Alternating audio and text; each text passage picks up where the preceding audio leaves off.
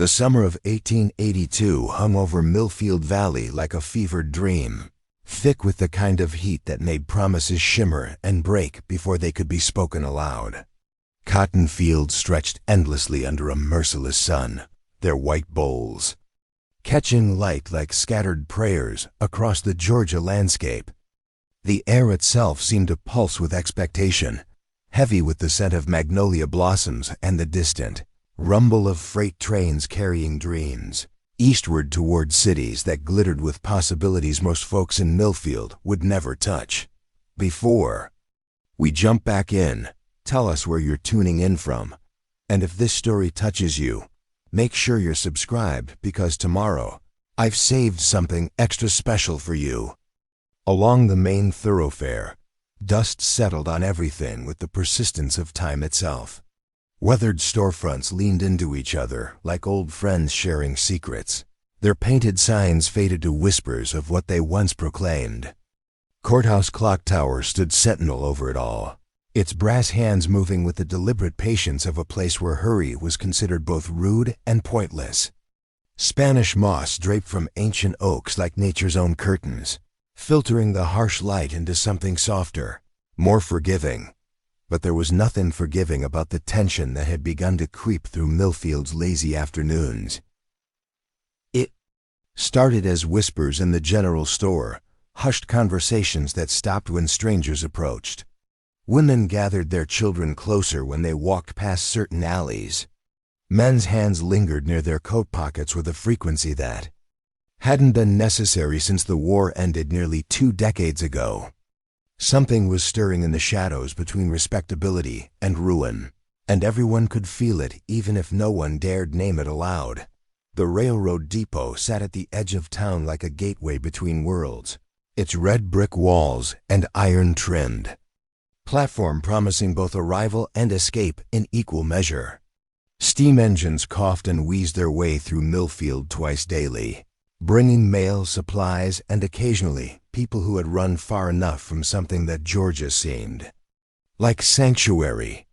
The station master, a thin man named Dobbs whose spectacles reflected light like worried eyes, had been keeping unusual hours lately, checking schedules and manifests with the kind of attention usually reserved for inventory during tax season. It was Dobbs who first noticed the pattern in the telegrams arriving at odd hours, coded messages that spoke of movements and meetings in language too careful to be innocent. The words themselves were mundane, references to cotton prices, shipping schedules, family visits, but the timing and frequency spoke of coordination, of plans being laid with military precision. He served under General Sherman during the march to the sea and recognized the rhythm of organized intent when he saw it. Even disguised as commerce. The heat had turned everything sluggish except the insects, which seemed to thrive in the oppressive atmosphere. Cicadas droned their summer symphony from the trees, while mosquitoes rose from the marsh at the valley's edge like tiny, bloodthirsty clouds. Even the horses moved with reluctant resignation, their coats dark with sweat, tails switching constantly against flies that appeared immune to the crushing temperature. Dogs sought shade under porches and refused to chase anything more ambitious than their own tails. In the fields surrounding Millfield, cotton plants stood in endless rows like an army of green soldiers, their leaves rustling with secrets whenever the wind bothered to stir. Workers moved between the rows with mechanical precision, their songs carrying across the landscape in waves of harmony that spoke of endurance, of finding beauty in backbreaking labor under an unforgiving sky. But even their melodies seemed subdued lately, as if the very air had grown too thick for joy to travel far. The Whitmore plantation house dominated the eastern ridge like a monument to faded grandeur, its white columns gleaming in the afternoon sun despite the peeling paint that spoke of harder times since the war. Once, it had been the crown jewel of the county, hosting elaborate parties that drew society from as far as Savannah and Atlanta. Now it stood mostly empty, its grand rooms echoing with memories and the footsteps of a single occupant who rattled around inside like a pea in a pod that had grown too large for its contents. Behind the main house, The old slave quarters had been converted into workers' housing, their small windows glowing with lantern light each evening as families gathered for suppers of cornbread and whatever vegetables they could coax from the red clay soil. The transformation from slavery to sharecropping had changed the legal status of the arrangement, but the fundamental relationship between land and labor remained as complex and fraught as ever. Still, there was dignity in the way people made their homes here, dignity in the gardens they tended and the churches they built with their own hands. The river that gave Millfield its name meandered through the valley like a silver ribbon dropped by a careless giant, its waters running low in the summer heat but still providing enough current to turn the old mill wheel that had given the town its purpose decades ago. Willows dipped their branches into the sluggish current, creating pools of shade where children sometimes played on Sundays after church, their laughter echoing off the water like scattered coins of happiness. But lately, even the river seemed to be holding its breath. The usual sounds of splashing and calling voices had grown rare, replaced by an expectant silence that made the gurgle of water over stones sound unnaturally loud. Fishermen who had cast their lines in these waters for 40 years found themselves glancing over their shoulders with increasing frequency, as if the shadows under the willows might harbor more than catfish and water snakes. The morning of August 15th dawned with the same oppressive heat that had characterized the entire summer, but something in the quality of light seemed different, sharper somehow, as if the very atmosphere were holding its breath for something momentous. Birds that usually filled the dawn with their chattering remained unusually quiet, perched in trees with the stillness of creatures sensing a storm still below the horizon of human awareness. At precisely 11:23 that morning, VU eastbound train pulled into Millfield Station with a long mournful whistle that seemed to carry more weight than usual. Steam hissed from beneath the great iron beast as it settled onto the tracks with mechanical sighs, and for a moment, the entire depot fell into the kind of silence that precedes significant events. Even the porter, a cheerful man named Jackson, who usually called out destinations with the enthusiasm of a carnival barker, seemed subdued as he placed his wooden step beside the passenger car. The train's arrival was nothing unusual. It came through Millfield every day at exactly this time, regular as clockwork and twice as reliable as most of the promises made in the town's various establishments. But this particular morning, it carried something different in its cargo of mailbags and traveling salesmen. This morning, it carried change wrapped in brown paper and tied with string, change that would set in motion events none of the good people of Millfield could have imagined in their most fevered dreams. The depot platform, stretched like a stage, waiting for its players to take their positions. Wooden planks weathered smooth by countless feet and polished by years of Georgia rain and sun, creaked softly under the weight of anticipation. The morning light filtered through the Spanish moss, created patterns of shadow and illumination that shifted like living things across the platform's surface. In this dappled light, reality itself seemed negotiable, as if the ordinary rules that govern daily life might be temporarily suspended in favor of something more dramatic. Dobbs emerged from the depot office with his customary clipboard and manifest sheet, but his usual methodical efficiency seemed hurried this morning, as if he were eager to complete his duties and retreat to the safety of routine. His spectacles caught the light as he surveyed the platform, checking for any irregularities in what should have been a perfectly ordinary Tuesday morning in a perfectly ordinary small town in the heart of Georgia. The air shimmered with heat and possibility, thick enough to taste, sweet with the perfume of magnolia and bitter with the smoke from the train's engine. It was the kind of morning that felt balanced on the edge of transformation, when the familiar world might crack open like an egg to reveal something entirely unexpected inside. The very silence seemed to be waiting, patient as a held breath, for the first word of a story that would change everything. And in that breathless moment, as steam continued to rise from the iron rails and the cicadas resumed their summer symphony, Millfield Valley prepared to receive what the morning train had brought, a single envelope that would prove that sometimes the most extraordinary changes arrive, disguised as the most ordinary mail. The envelope arrived in the hands of a woman, whose presence seemed to shift the very air around the depot platform. She stepped from the passenger car with the deliberate grace of someone accustomed to being watched, her dark green traveling dress immaculate despite the long journey from Baltimore. Her name was Catherine Brennan, though the papers in her carefully guarded reticule bore the name Catherine Montgomery, a small deception that would prove far more significant than anyone could have imagined on that sweltering Georgia morning.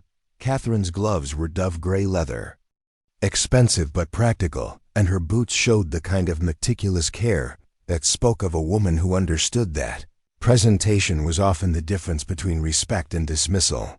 She carried herself with the poise of someone who had learned early that confidence could open doors that breeding and beauty alone might leave forever locked. Her hair, the color of burnished copper, was swept into an elaborate chignon that managed to look both fashionable and unshakable, as if it could withstand anything from a Georgia thunderstorm to a society scandal. But it was her eyes that truly marked her as different from the usual passengers who disembarked in Millfield. They were the deep blue-green of the Atlantic during a storm, eyes that had seen more than their share of both calm seas and treacherous waters. They missed nothing as they swept across the platform, cataloging faces, exits, and the subtle dynamics of power that played out even in this seemingly sleepy depot. These were not the eyes of a woman seeking a quiet life in a quiet town, but rather the eyes of someone running toward something as much as away from it. She moved toward the depot office with purposeful steps, her heels clicking against the weathered planks in a rhythm that spoke of determination rather than uncertainty. The small leather satchel she carried seemed to weigh more than its size should warrant, as if it contained not just personal effects, but the entire weight of her carefully constructed plans. When she spoke to Dobbs, her voice carried the cultured tones of Baltimore society overlaid with something harder, more pragmatic. "I'm looking for directions to the Montgomery place," she said, producing a letter from her reticule with the efficiency of someone who had rehearsed this moment many times during the long journey south. "I believe Mr. James Montgomery is expecting me." Dobbs adjusted his spectacles and studied both the letter and the woman with equal care. In his experience, people who arrived in Millfield carrying expectations usually left carrying disappointment. But there was something about this particular stranger that suggested she might prove the exception to that rule. The letter bore the proper seals and signatures, but more importantly, the woman herself radiated the kind of quiet competence that suggested she could adapt to whatever reality awaited her. "Montgomery Place is about 3 miles north of town," Dobbs replied, his voice carrying the cautious politeness that small-town depot masters reserved for well-dressed strangers with mysterious business. "Though I should mention that Mr. Montgomery himself ain't been seen in town for nearly 2 weeks now. Some folks are starting to wonder if he's taken ill or worse." Catherine's expression didn't change, but something flickered behind those storm-colored eyes, a quick calculation that suggested this news was troubling, but not entirely unexpected. She thanked Dobbs with the same composed courtesy she had shown throughout their exchange, and made arrangements for her trunk to be delivered to the Montgomery property before sunset. Then she stepped back onto the platform and looked north toward the red clay road that would take her to her destination, or perhaps her destiny. Preparing and narrating this story took us a lot of time, so if you are enjoying it, subscribe to our channel. It means a lot to us. Now back to the story. The walk from town to the Montgomery place would have defeated most women of Catherine's apparent social standing, but she approached it with the same methodical determination she brought to everything else. She had changed from her traveling dress into something more practical, a blue cotton day dress that had seen enough wear to be comfortable, but not enough to be shabby. Her boots were sturdy leather, broken in but well maintained, the footwear Of a woman who understood that style meant nothing if you couldn't reach your destination. The Montgomery property, when she finally reached it, proved to be a study in genteel decay that seemed to mirror the entire post-war South. The main house was a modest plantation manor, its white columns showing their age, through paint that had been carefully maintained, but could not entirely hide the scars of harder times. The gardens that must have once been showpieces now showed the kind of careful neglect that spoke of reduced circumstances rather than abandoned hopes. What struck Catherine most forcefully was not the house itself, but the man working in the field, visible from the front porch. He moved between the cotton rows with the steady rhythm of someone who had been laboring since before dawn, his white shirt plastered to his back with honest sweat, his movements economical and purposeful. This was clearly not the gentleman planter she had expected to meet, but neither was he a field hand. There was something in his bearing, even bent over the cotton plants, that spoke of education and refinement, temporarily set aside for more practical concerns. James Montgomery straightened when he saw her approach, wiping his hands on a cloth that hung from his belt before walking toward the house with long, unhurried strides. He was taller than she had expected, with the kind of lean strength that came from physical labor rather than leisure pursuits. His hair was dark brown with premature streaks of silver at the temples, and his face showed the kind of weathering that suggested he spent more time outdoors than most men of his apparent breeding would consider appropriate. But it was his hands that told the real story. They were the hands of a gentleman who had learned to work, calloused but clean, strong but careful. When he removed his hat in greeting, the gesture carried both natural courtesy and a wariness that suggested he had learned to be cautious about unexpected visitors. His eyes, dark brown like rich Georgia soil, held intelligence and something that might have been humor under different circumstances. "Miss Brennan, I presume," he said, and his voice carried the educated tones of someone who had attended university but had chosen to apply his learning to red clay and cotton rather than law or medicine. "I apologize for my appearance. I wasn't expecting you to arrive quite so early, or I would have made myself more presentable." There was no embarrassment in his manner, only a straightforward acknowledgement of circumstances. This was a man who had made peace with the reality that sometimes practical necessities took precedence over social niceties. Catherine found herself reassessing both the situation and the man with the rapid calculation that had served her well in far more complex negotiations than a mail-order marriage arrangement. "I'm Catherine Montgomery now, actually," she replied, extending her hand with the directness of someone who preferred clarity to coyness. "Or I will be, once we've sorted out the proper paperwork. I hope my early arrival doesn't inconvenience you too much." James took her offered hand with the careful courtesy of a man who understood that first impressions could determine the success or failure of any partnership, romantic or otherwise. His grip was firm but brief, respectful without being distant. When he smiled, it transformed his entire face from merely handsome to genuinely appealing, though the smile seemed to surprise him as much as it charmed her. "Not an inconvenience at all," he said, gesturing toward the house with the easy hospitality that came naturally to men raised in the South, regardless of their current circumstances.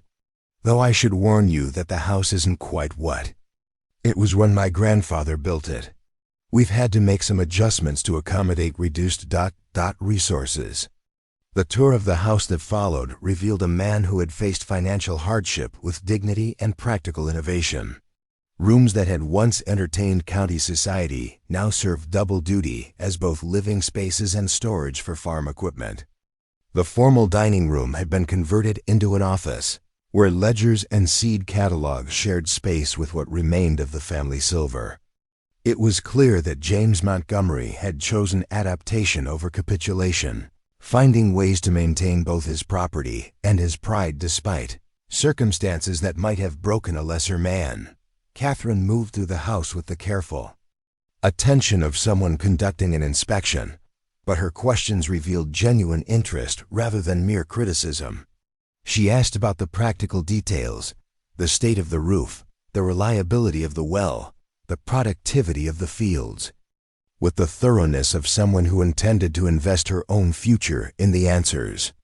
This was not a woman looking for a fairy tale rescue, but rather a practical partner, seeking a workable arrangement. The kitchen, when they reached it, showed signs of recent use, but also of a man learning domestic skills through necessity rather than choice.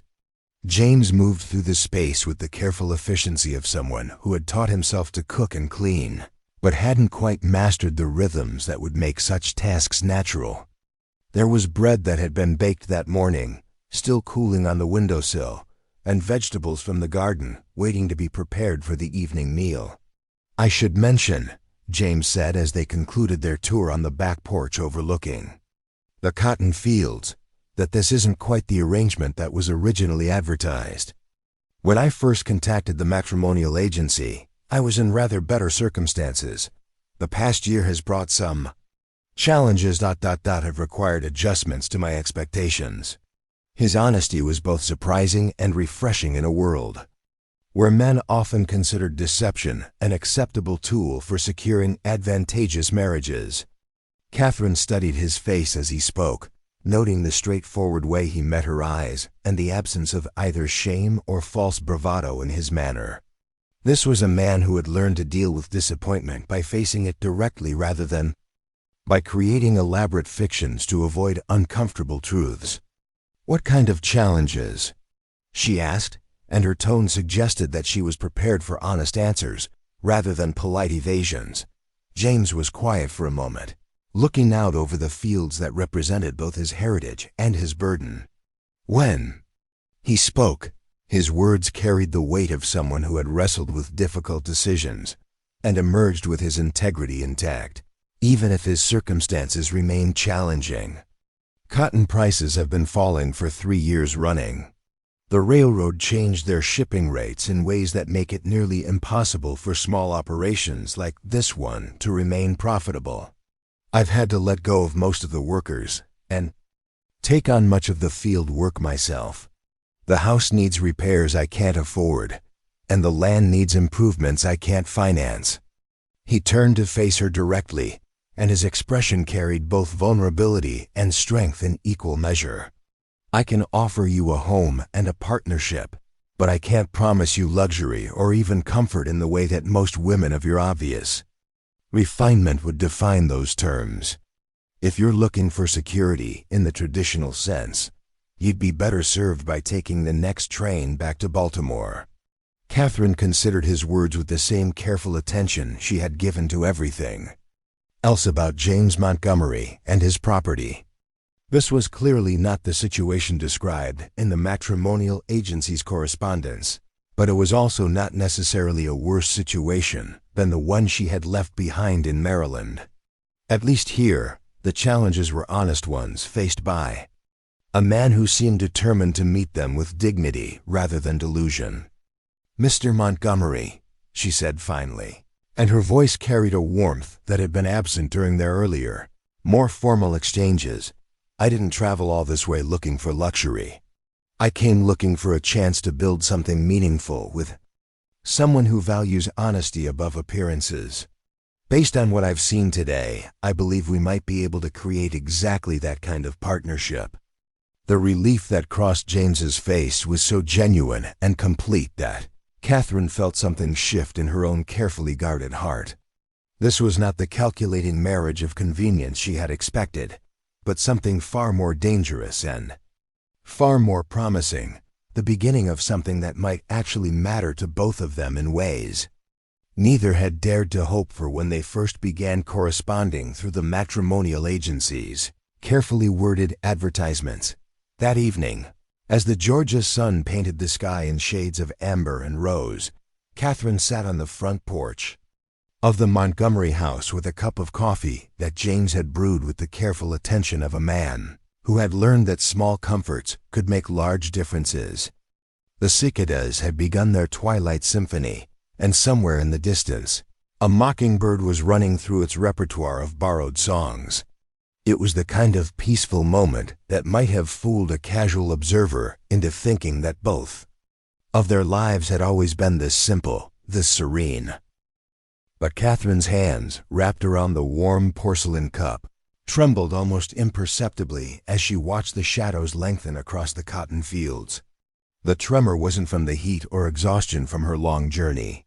It was the physical manifestation of memories she had spent 3 years learning to bury, memories that the approaching darkness always seemed determined to resurrect, regardless of how far she traveled, or how carefully she reconstructed her identity. "You're very quiet," James observed, settling into the chair beside hers with his own coffee and the easy grace of a man comfortable with silence, but perceptive enough to recognize when it carried weight beyond mere contemplation. Catherine turned toward him, and in the fading light, her carefully composed expression flickered for just a moment, revealing something raw and carefully hidden beneath the polished surface she presented to the world. "I was thinking about the last time I sat on a porch like this," she said, her voice carrying a note of something that might have been wistfulness if it hadn't been edged with steel. The last porch had been grander than this one, attached to a Baltimore mansion that commanded a view of the harbor and proclaimed its owner's prosperity in every carved detail and painted flourish. Catherine Brennan had been Catherine Hartwell then, wife to Marcus Hartwell, one of Baltimore's most successful shipping merchants and one of its most respected citizens. She had worn silk instead of cotton, had servants bring her coffee instead of brewing it herself, and had believed that security could be measured in bank accounts and social position. Marcus had courted her with the methodical persistence of a man accustomed to acquiring valuable assets, and she had accepted his proposal with the practical gratitude of a woman who understood that love was a luxury few could afford and fewer still could sustain. Their marriage had been built on mutual benefit rather than mutual affection. His wealth and status, combined with her intelligence and social graces to create what Baltimore society considered an ideal partnership. For 5 years, Catherine had played her role with the skill of a born actress, hosting dinner parties that advanced Marcus's business interests, managing a household that ran with clockwork precision, and presenting the image of contentment that successful men required from their wives. She had been good at it, perhaps too good, because her very competence had allowed Marcus to pursue other interests without interference or suspicion.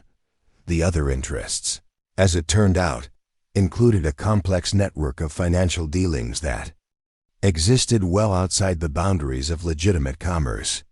Marcus Hartwell's shipping empire was built on a foundation of smuggling, money laundering, and partnerships with criminal organizations that stretched from the Baltimore docks to the Caribbean islands. His respectability was an elaborate fiction designed to provide cover for activities that would have earned him a lengthy prison sentence if they had ever been fully exposed. Catherine had discovered the truth by accident, finding documents in Marcus's study that she was supposed to be organizing for what she believed was a routine business review. The numbers told a story of systematic fraud, violent intimidation, and collaboration with men whose names appeared regularly in newspaper accounts of murder and mayhem.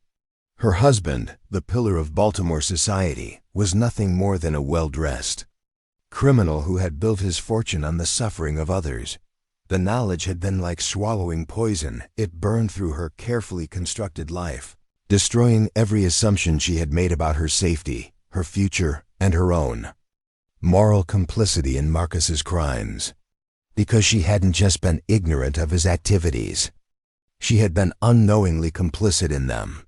Her social connections and household management, providing the legitimate face that allowed his empire to flourish.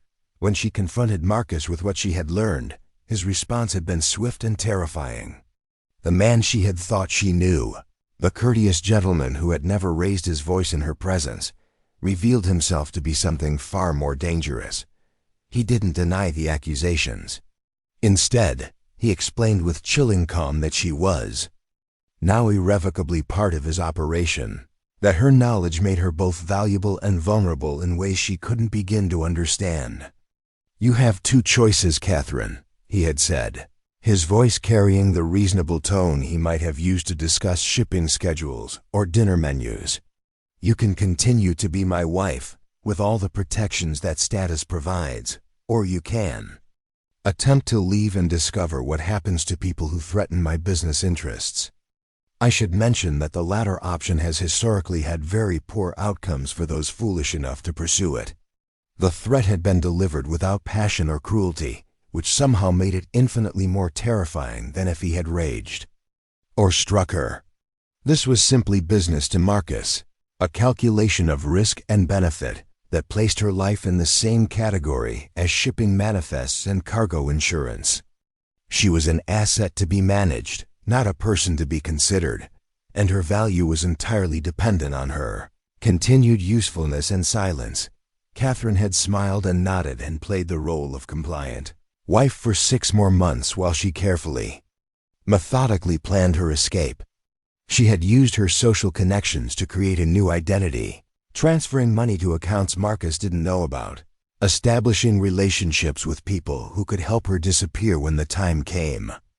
It had been the most dangerous performance of her life, requiring her to maintain perfect normalcy while systematically dismantling the foundation of her existence.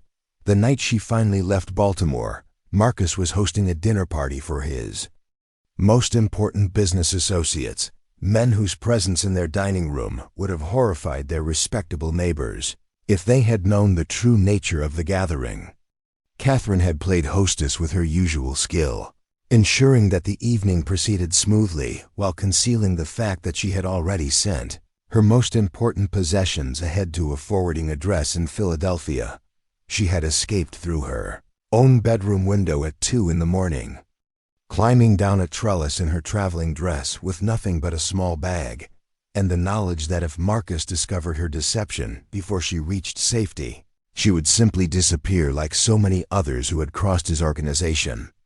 The train to Philadelphia had left at dawn, carrying Catherine Hartwell away from her old life and toward an uncertain future as Catherine Brennan, a widow seeking a fresh start in a place where her husband's influence couldn't reach. "Baltimore must have been very different from this," James said, and his voice carried the careful neutrality of someone who sensed deeper currents, but was too respectful to probe without invitation. Catherine's smile was complicated, mixing genuine warmth for his consideration with the bitter knowledge of just how different her Baltimore life had really been. "Different in ways I couldn't have imagined when I lived there," she replied. "I thought I understood what security meant, what stability looked like. I was wrong about both." James had his own ghosts that gathered in the twilight shadows, his own reasons for seeking salvation through matrimonial advertisements, rather than the conventional courtships that his social position should have provided. The Montgomery family had been pillars of Georgia society for 3 generations, their plantation a model of prosperity and their patriarch a respected voice in state politics. James had been raised to inherit that legacy, educated at the University of Georgia and groomed to take his place among the South's governing class. But the war had changed everything, not just for the Montgomerys, but for the entire structure of Southern society. James's father had died at Gettysburg, leaving behind debts that the family's diminished post-war income couldn't support. His older brother, Thomas, had returned from the war damaged in ways that went far beyond his visible injuries, struggling with demons that no amount of family loyalty or medical attention could exorcise. The responsibility for salvaging the family's fortunes had fallen to James, who was 22 years old and utterly unprepared for the magnitude of the challenge. Thomas's problems had grown worse rather than better as the years passed. He had turned to alcohol and gambling with the desperate intensity of a man trying to drown memories that refused to stay buried. His debts had compounded the family's financial difficulties, and his increasingly erratic behavior had made it impossible for James to maintain the social connections that might have provided business opportunities or marriage prospects among their traditional circle. The final catastrophe had come 2 years ago, When Thomas had borrowed money from men who didn't accept family honor as collateral and didn't extend payment deadlines out of respect for Confederate service. When he couldn't repay what he owed, they had come to the plantation looking for satisfaction in any form they could find. James had paid his brother's debts with the last of the family's liquid assets and watched Thomas ride away that same night, disappearing into the darkness with nothing but the clothes on his back and a promise never to bring his troubles home again. The silence that followed Thomas's departure had been both relief and grief in equal measure. James loved his brother, but he also understood that some kinds of damage couldn't be repaired through loyalty alone. The plantation was finally free from the chaos that had consumed it for years, but it was also nearly bankrupt, stripped of everything except the land itself and James's determination to find a way forward. That determination had led him to the matrimonial agency, though he had approached it with the same practical mindset he brought to crop rotation and equipment maintenance. He needed a wife who could contribute to the plantation's recovery, someone with either money or skills that could help him rebuild what the war and his brother's problems had destroyed. Love had seemed like an unaffordable luxury, something for people whose lives weren't balanced on the edge of financial ruin. "I haven't always lived like this," James said, gesturing toward the fields where he now worked alongside hired hands he could barely afford to pay. "This place used to be something quite different, before the war changed everything and my family's troubles finished what Sherman started." The admission carried a weight that surprised both of them. James had become accustomed to bearing his burdens alone, to maintaining the fiction that his reduced circumstances were temporary setbacks rather than fundamental changes to his life's trajectory. Sharing the truth with Catherine felt both dangerous and necessary, an acknowledgement that their arrangement might require honesty in ways that traditional marriages often avoided. Catherine reached across the space between their chairs and touched his hand briefly, a gesture that carried understanding rather than pity. She recognized the particular kind of exhaustion that came from trying to single-handedly hold together something that was fundamentally broken, the weight of responsibility that transformed every decision into a potential catastrophe.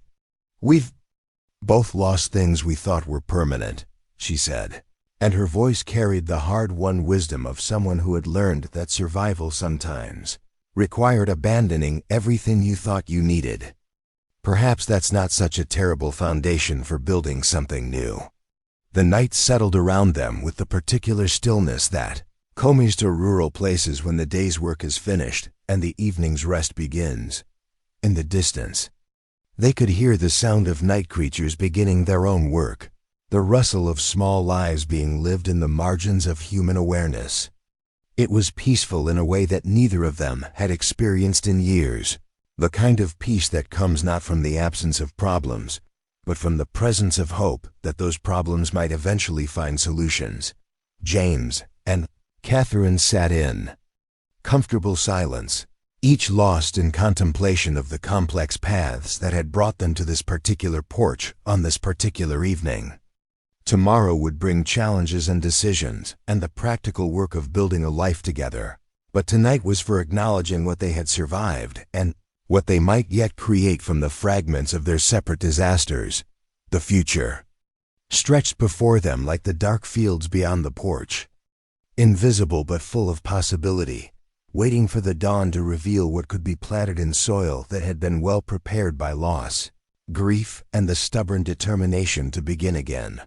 The morning after their evening of revelations brought with it a subtle shift in the atmosphere around the Montgomery place, as if the very air had reorganized itself around the possibility of two people building something meaningful together. Catherine woke before dawn, a habit ingrained during her months of careful planning in Baltimore, but instead of the familiar knot of anxiety that had accompanied every sunrise for the past 3 years, she felt something that might have been anticipation stirring in her chest.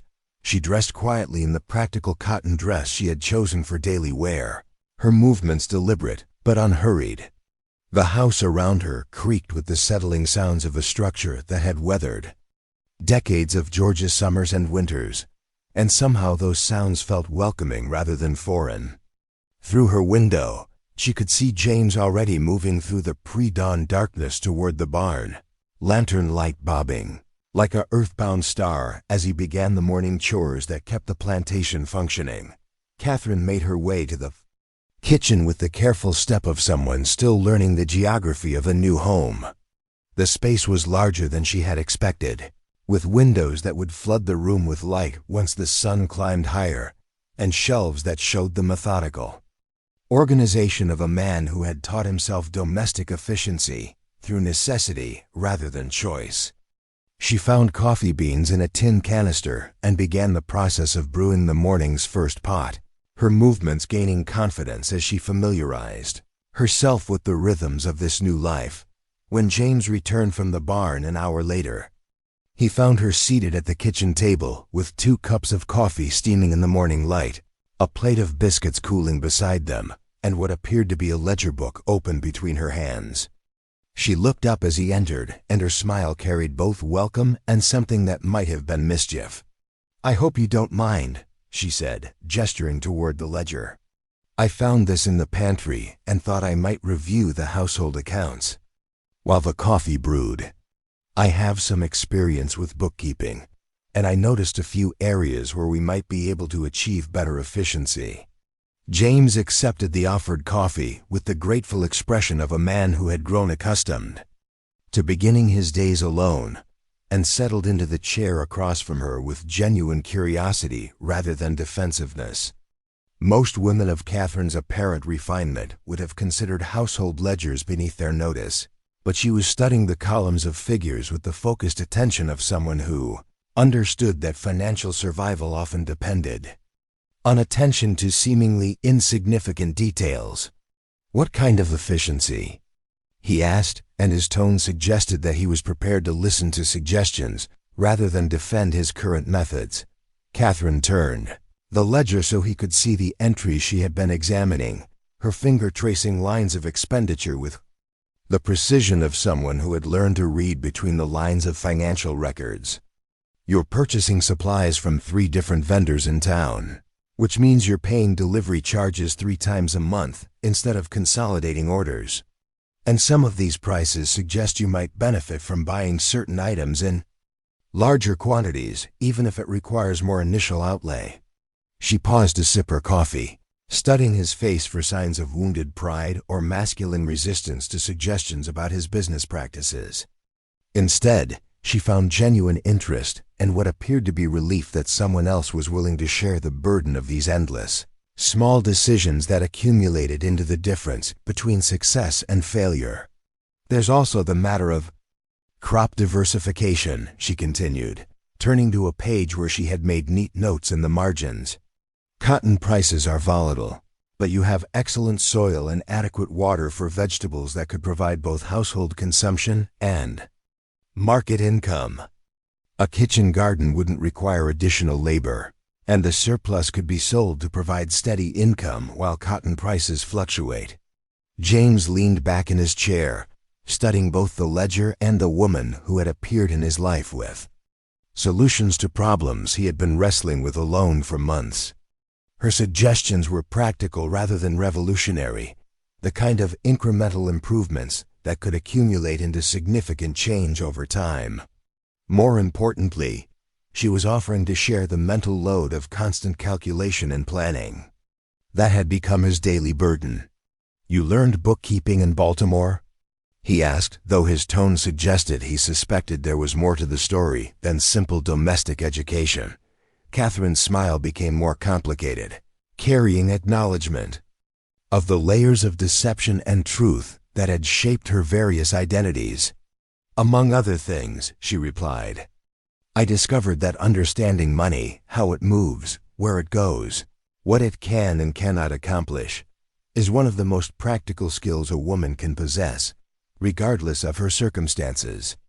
That afternoon, Catherine appeared in the kitchen garden behind the house wearing a sunbonnet that had belonged to James's mother and carrying a basket she had found in the pantry.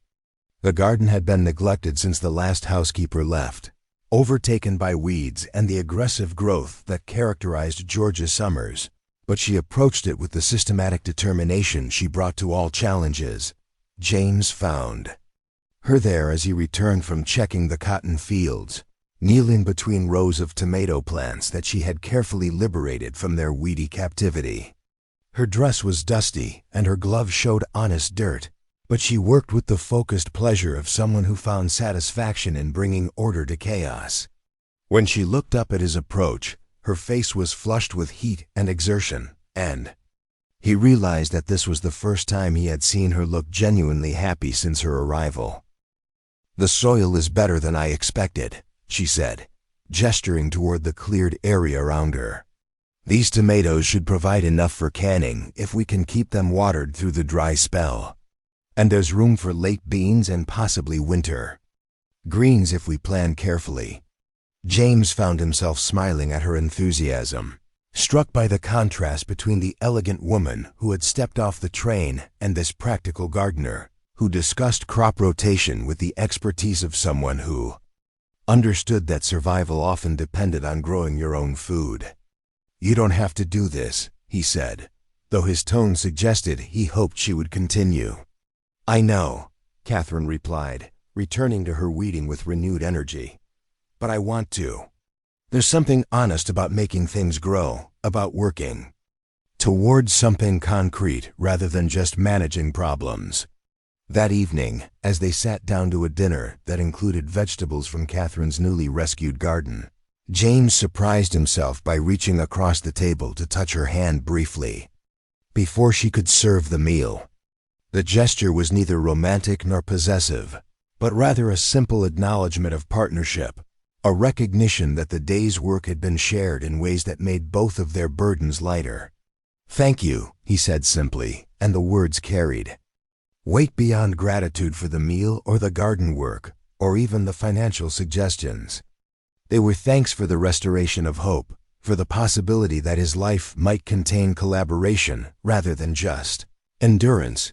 Catherine's response was to serve his plate with the care of someone who understood that nourishment was both physical and emotional, that the act of preparing food for another person was itself a form of communication.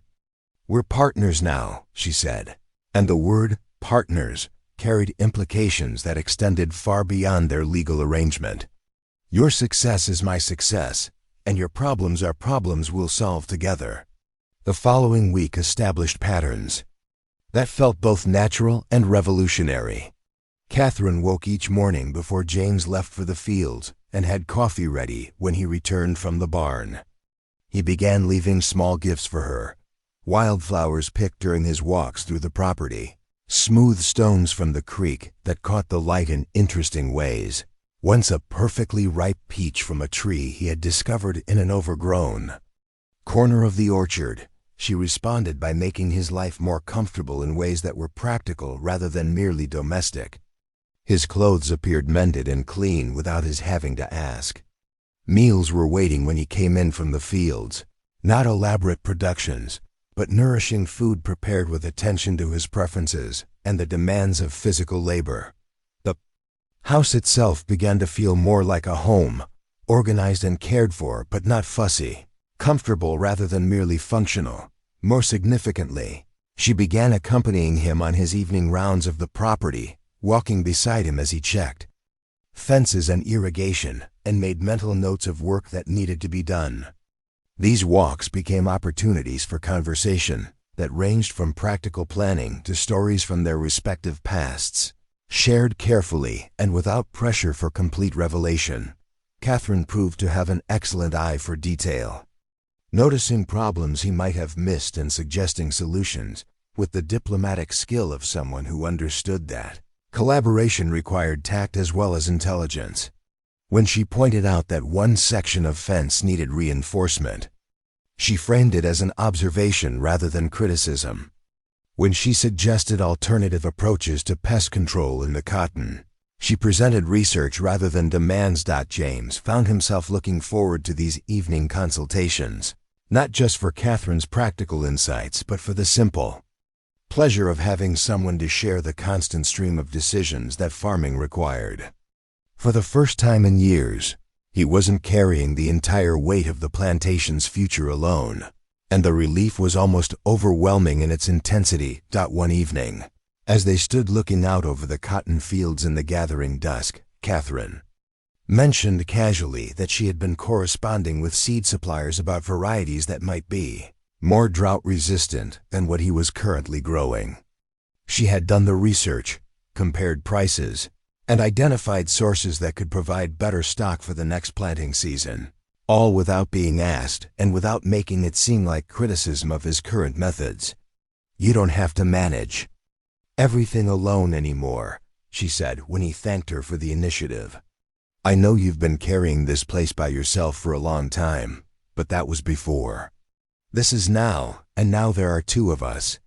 The simple statement carried profound implications for both of them. For James, it meant the possibility of shared responsibility after years of isolation. For Catherine, it meant the chance to invest her skills and energy in something constructive rather than merely defensive, to build rather than simply survive. Their physical interactions remained careful and respectful, but they had begun to develop the kind of unconscious coordination that comes to people who work closely together. Catherine learned to anticipate when James would need clean rags or tools during his evening maintenance work. James began automatically carrying heavy items that Catherine might otherwise struggle with, not out of condescension but from consideration. When they passed each other in the house, they moved with the natural awareness of each other's presence that eliminated the awkward navigation of strangers sharing space. If Catherine was cooking when James needed something from the kitchen, he waited patiently rather than interrupting. If James was working at the kitchen table when Catherine needed to prepare meals, he gathered his papers without being asked. These small considerations might have seemed insignificant to outside observers, but they represented something profound. For two people who had learned to expect either indifference or danger from those closest to them, the ordinary courtesy of partnership was its own form of healing, proof that it was possible to live with someone whose presence enhanced rather than diminished daily life. By the end of Catherine's third week at the Montgomery place, both of them had begun to recognize that something significant was developing between them, something that extended beyond practical cooperation or mutual benefit. It manifested in the way James's face changed when he saw Catherine working in the garden, in the way Catherine's voice softened when she spoke his name, in the comfortable silences that fell between them during their evening walks. Neither spoke directly of these developing feelings, perhaps because both had learned to be cautious about emotional investments, but the awareness was there in the increasing ease of their interactions and the growing reluctance to end their shared activities. Each evening, they were falling in love carefully and deliberately, building affection on the foundation of respect and shared purpose rather than allowing passion to override practical considerations. It was a love that grew like Catherine's garden, slowly, steadily, with careful attention to conditions and patient nurturing of what showed promise. And like the garden, it was beginning to show signs that proper care and attention could produce something sustaining and beautiful, something worth protecting against whatever storms might threaten its continued growth. The first sign of trouble came on a Tuesday morning in early September, when the heat had finally broken enough to make outdoor work bearable, and Catherine's garden was producing vegetables that filled the pantry with the colors and scents of abundance. James discovered it while checking the fence line that bordered the old Henderson property, a section of wire that had been cut cleanly with tools rather than damaged by weather or wandering livestock. He crouched beside the severed fence, running his fingers along the metal edges that gleamed silver against the red Georgia clay. This wasn't the work of pranksters or desperate neighbors seeking a shortcut through his property. The cuts were precise, professional, made by someone who understood exactly how to create an opening that could be quickly widened or easily repaired depending on need. More troubling still, the damage had been done recently, probably within the last day or two. Yet, he had heard no sounds of intrusion during his regular evening inspections. James repaired the fence himself, twisting new wire with the methodical care of a man who had learned that small problems, left unattended, had a way of becoming catastrophic ones. But as he worked, his mind kept returning to the question of who might have business on his property that required covert access, and why they would choose to announce their presence through deliberate damage rather than simply approaching openly. That afternoon, Catherine noticed him checking and rechecking the locks on the barn and the storage shed, tasks that had never seemed to concern him during her previous weeks at the plantation. When she asked about his unusual attention to security, James showed her the section of fence he had repaired, explaining the circumstances of its discovery with the careful neutrality of a man trying not to alarm someone he had grown to care about. Could it have been an animal? Catherine asked, though her tone suggested she already suspected the answer was more complicated than simple wildlife damage. Animals don't use wire cutters, James replied, and his voice carried a grimness that made Catherine remember her own reasons for fleeing Baltimore and the particular skills required for recognizing when ordinary life was about to become something far more dangerous. The second incident occurred 3 days later, when Catherine went to collect eggs from the hen house and found the chickens unusually agitated, pecking at scattered feed that someone had thrown across the ground during the night. The feed itself wasn't poisoned. She tested it carefully before allowing the birds to eat, but its distribution suggested that someone had been close enough to the house to conduct reconnaissance while she and James slept. More unsettling then, the scattered feed was the discovery of boot prints in the soft earth near the well, prints that were neither James's size nor her own. The impressions were deep and clearly defined, made by someone who had stood there long enough to shift weight from foot to foot, perhaps while observing the house or waiting for something specific to occur. Catherine studied the prints with the careful attention of someone who had learned to read such signs during her months of evading Marcus's associates in Baltimore. These weren't the marks of a casual trespasser or curious neighbor. The boots were expensive. She could tell from the depth and pattern of the tread, and the person wearing them had moved with purpose rather than wandering aimlessly across the property. She mentioned the discovery to James that evening as they sat on the front porch, watching the last light fade from the cotton fields.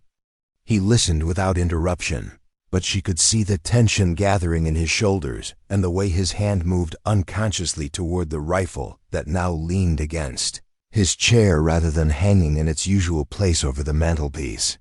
"Someone's watching us," Catherine said, and the simple statement carried implications that neither of them wanted to explore fully. "The question is whether they're watching you, or whether they're watching me." The possibility that her past had followed her to Georgia hung between them like a sword suspended by the thinnest of threads. Catherine had been careful, methodical in her escape from Baltimore, but she also understood that Marcus Hartwell commanded resources that could track a woman across continents if necessary. The thought that her presence might have brought danger to James and the sanctuary they were building together made her feel physically ill. "What kind of people might be looking for you?" James asked, and his tone was calm enough to suggest that he was prepared for honest answers, regardless of how disturbing they might prove to be.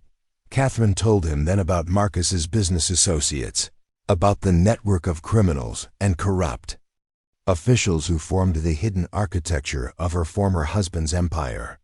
She described men who solved problems through violence, who considered murder a routine business expense, and who would view her knowledge of their operations as an unacceptable security risk that needed to be permanently eliminated. "They wouldn't come personally," she explained, her voice steady despite the fear that was clawing at her chest. "Marcus would hire local men, people who could blend into rural Georgia without attracting attention. They'd want to make it look like an accident, something that wouldn't bring unwanted scrutiny to their employer." James absorbed this information with the same methodical attention he brought to crop planning and equipment maintenance, treating it as a problem to be solved rather than a catastrophe to be endured. How long would it take them to track you? Here, he asked.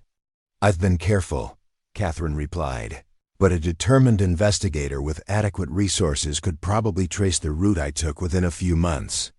I've been here long enough that if they were looking, they might have found us by now. The word us carried weight that surprised both of them. Without conscious decision, Catherine had begun thinking of herself and James as a unit, a partnership, that shared both benefits and dangers. The realization that her past might threaten not just her own safety, but his as well transformed her fear into something sharper and more focused. Over the following week, the signs of surveillance escalated. With the deliberate precision of a campaign designed to create maximum psychological pressure, while maintaining plausible deniability. Laundry disappeared from the line overnight, only to reappear folded neatly on the front porch the next morning. Tools went missing from the barn and were found days later in locations where James was certain to discover them. Small items vanished from the house and were returned in subtly different positions, moved just enough to signal their temporary absence. The message was clear. Someone could come and go from the property at will, could enter their most private spaces without detection, and could take or replace anything they chose. It was psychological warfare conducted with surgical precision, designed to create the constant awareness of vulnerability that would eventually break down their resistance to whatever demands might eventually be made.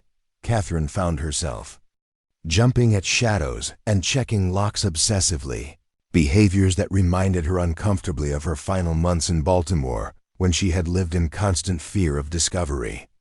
James became increasingly protective, insisting on accompanying her whenever she left the immediate vicinity of the house and positioning himself so that he could observe potential approaches while they worked together in the garden or fields. Tension affected their developing relationship in ways that were both troubling and revealing.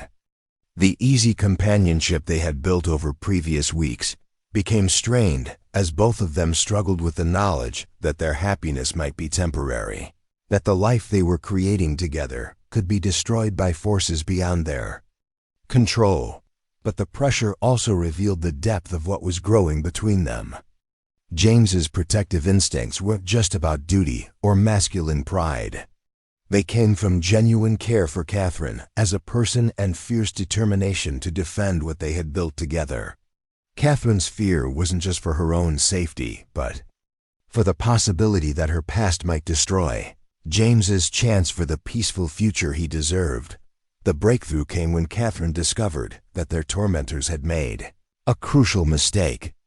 While searching through papers in the desk drawer where she kept household receipts, she found a folded note that definitely hadn't been there the previous day.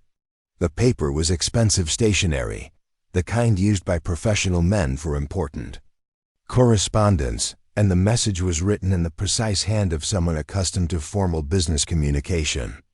Mrs. Hartwell, the note read, your current domestic arrangements appear quite comfortable, but comfortable situations can become uncomfortable very quickly.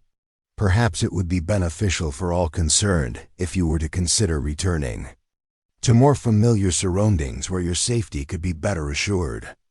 Friends of your husband remain concerned about your welfare and would be happy to facilitate your travel arrangements. The note was unsigned, but it carried the unmistakable tone of polite threat that Catherine remembered from her Baltimore years. The particular combination of courtesy and menace that Marcus's associates used when they wanted to appear reasonable while making unreasonable demands. More importantly, the reference to Mrs. Hartwell confirmed her worst fears about who was behind the surveillance. Catherine showed the note to James that evening, watching his face as he read it twice before setting it carefully on the table. Between them, his expression was grim but unsurprised, as if he had been expecting something like this since the first fence cutting. So they found you, he said simply. They found us, Catherine corrected, and her voice carried both regret and determination. The question now is what we're going to do about it. James looked up from the note to meet her eyes directly, and what she saw, there wasn't fear or anger, but resolve that was all the more impressive for being completely calm. "We're going to finish what we started," he said. "I didn't survive losing. Everything wants just to give up the first time someone threatens to take it away again."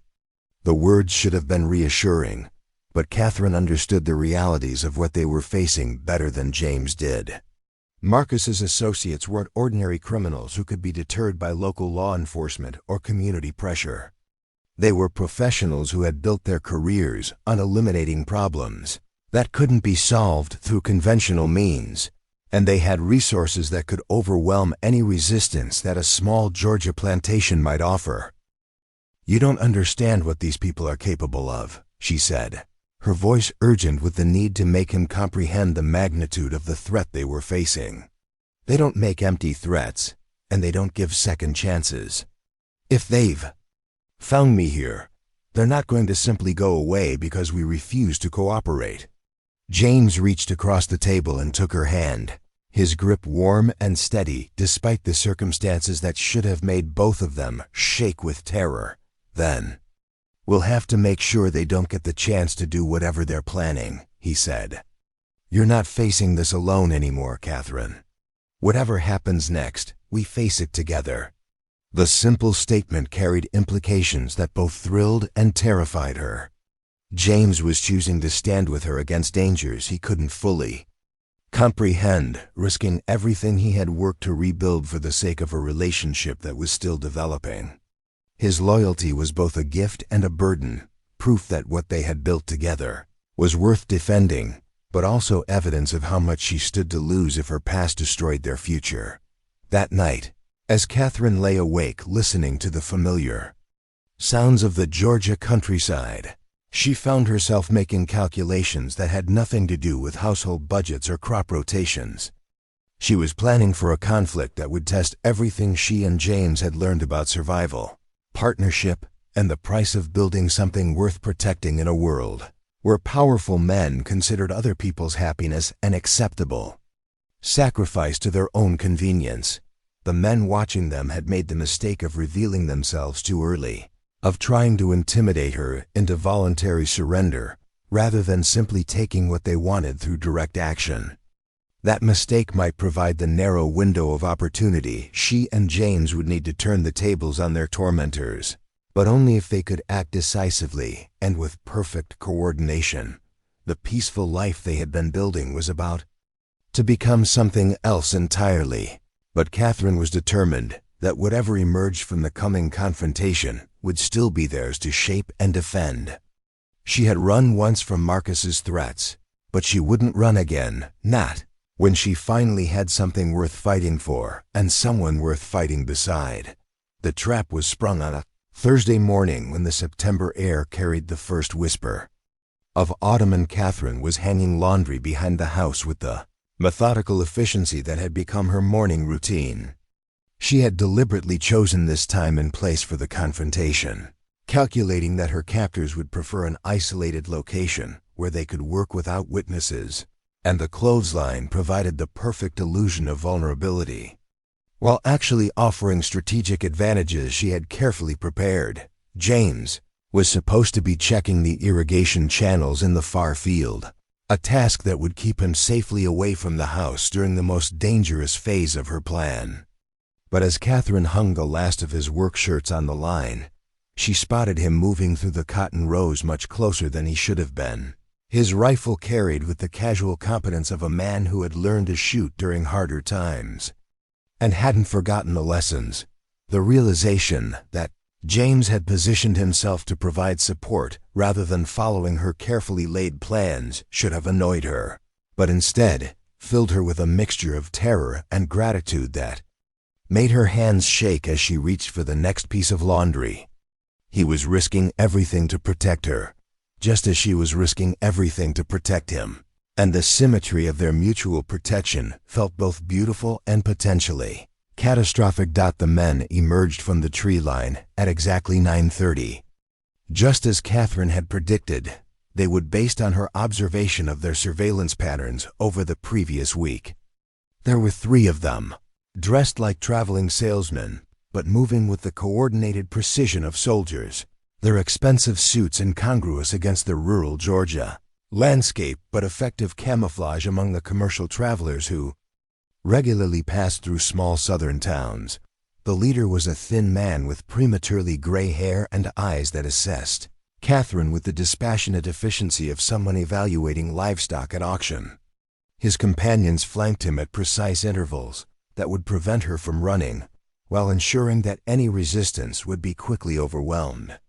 They approached with the confidence of men who had conducted similar operations many times before, and expected this one to conclude just as successfully.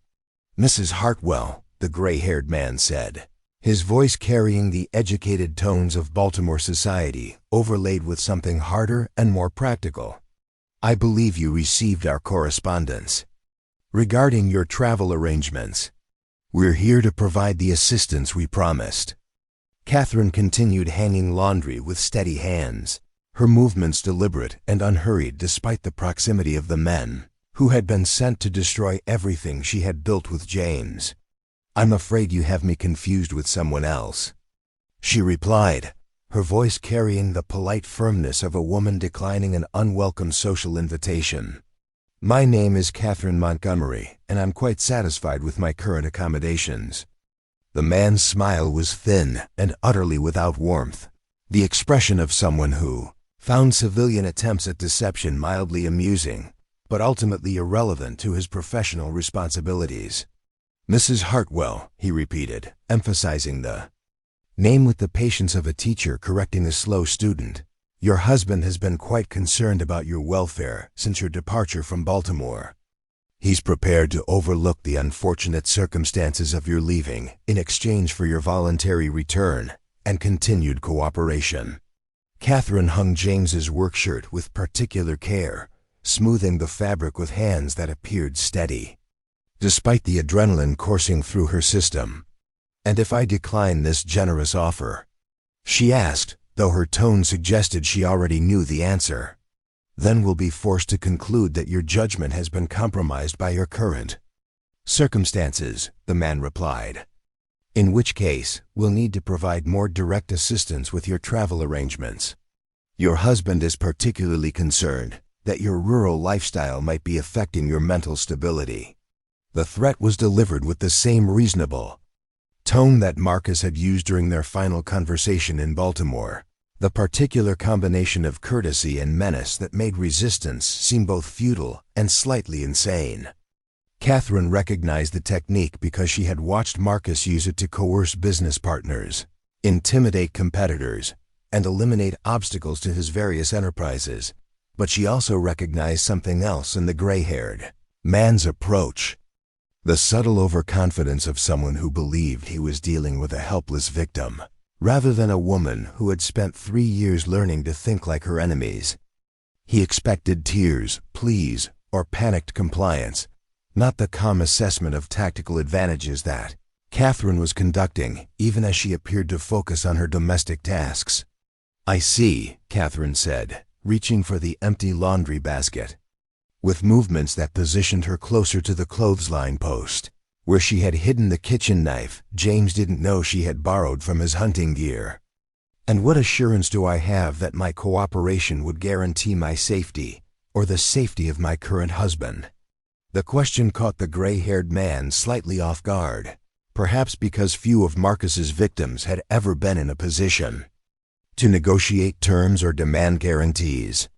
"Your current domestic arrangement is not our concern," he said, though his tone suggested that James's fate was far from secure, regardless of Catherine's cooperation. "Our instructions relate only to your return to Baltimore and your continued discretion regarding certain business matters." Catherine lifted the laundry basket and turned to face the men directly, her posture conveying resignation while her mind calculated distances, angles, and the precise timing required for the plan she and James had developed during their whispered conferences over the past week. "I suppose I should pack my things," she said, and her voice carried just enough defeat to make the gray-haired man relax slightly. "That won't be necessary," he replied. We've brought everything you'll need for the journey, and your husband prefers that you arrive without encumbrances from your temporary residence here." The casual dismissal of her entire life, with James as temporary residence and encumbrances, sparked the kind of rage that Catherine had learned to channel into cold, calculating fury during her months of planning her escape from Baltimore. These men weren't just threatening her safety. They were dismissing the possibility that she could build something meaningful with someone other than Marcus, reducing her marriage to James to a minor inconvenience in their employer's business operations. "How thoughtful of him," Catherine said, and anyone who knew her well would have recognized the particular edge in her voice that preceded decisive action. "I suppose there's nothing left to discuss then." She dropped the laundry basket and dove toward the clothesline post in the same motion, her hand closing around the knife handle just as the gray-haired man realized that her compliance had been an elaborate deception. The blade came free cleanly, and she spun to face the nearest of his companions with the knife held in a grip that demonstrated familiarity with weapons that extended beyond kitchen use. The man reached for the gun concealed beneath his jacket. But Catherine was already moving, driven by 3 years of suppressed fury and the desperate determination of someone fighting for the only happiness she had ever known. The knife found its target with surgical precision, and the man crumpled with a sound of surprised pain that alerted his companions to the fact that their simple kidnapping had become something far more dangerous. The gray-haired man's hand was moving toward his own weapon when the crack of James's rifle split the morning air like divine judgment. The bullet took the second companion center mass, dropping him before he could clear leather, and suddenly the odds had shifted from 3 against 1 to a far more manageable confrontation between Catherine and the gray-haired man who had underestimated both her desperation and her resources.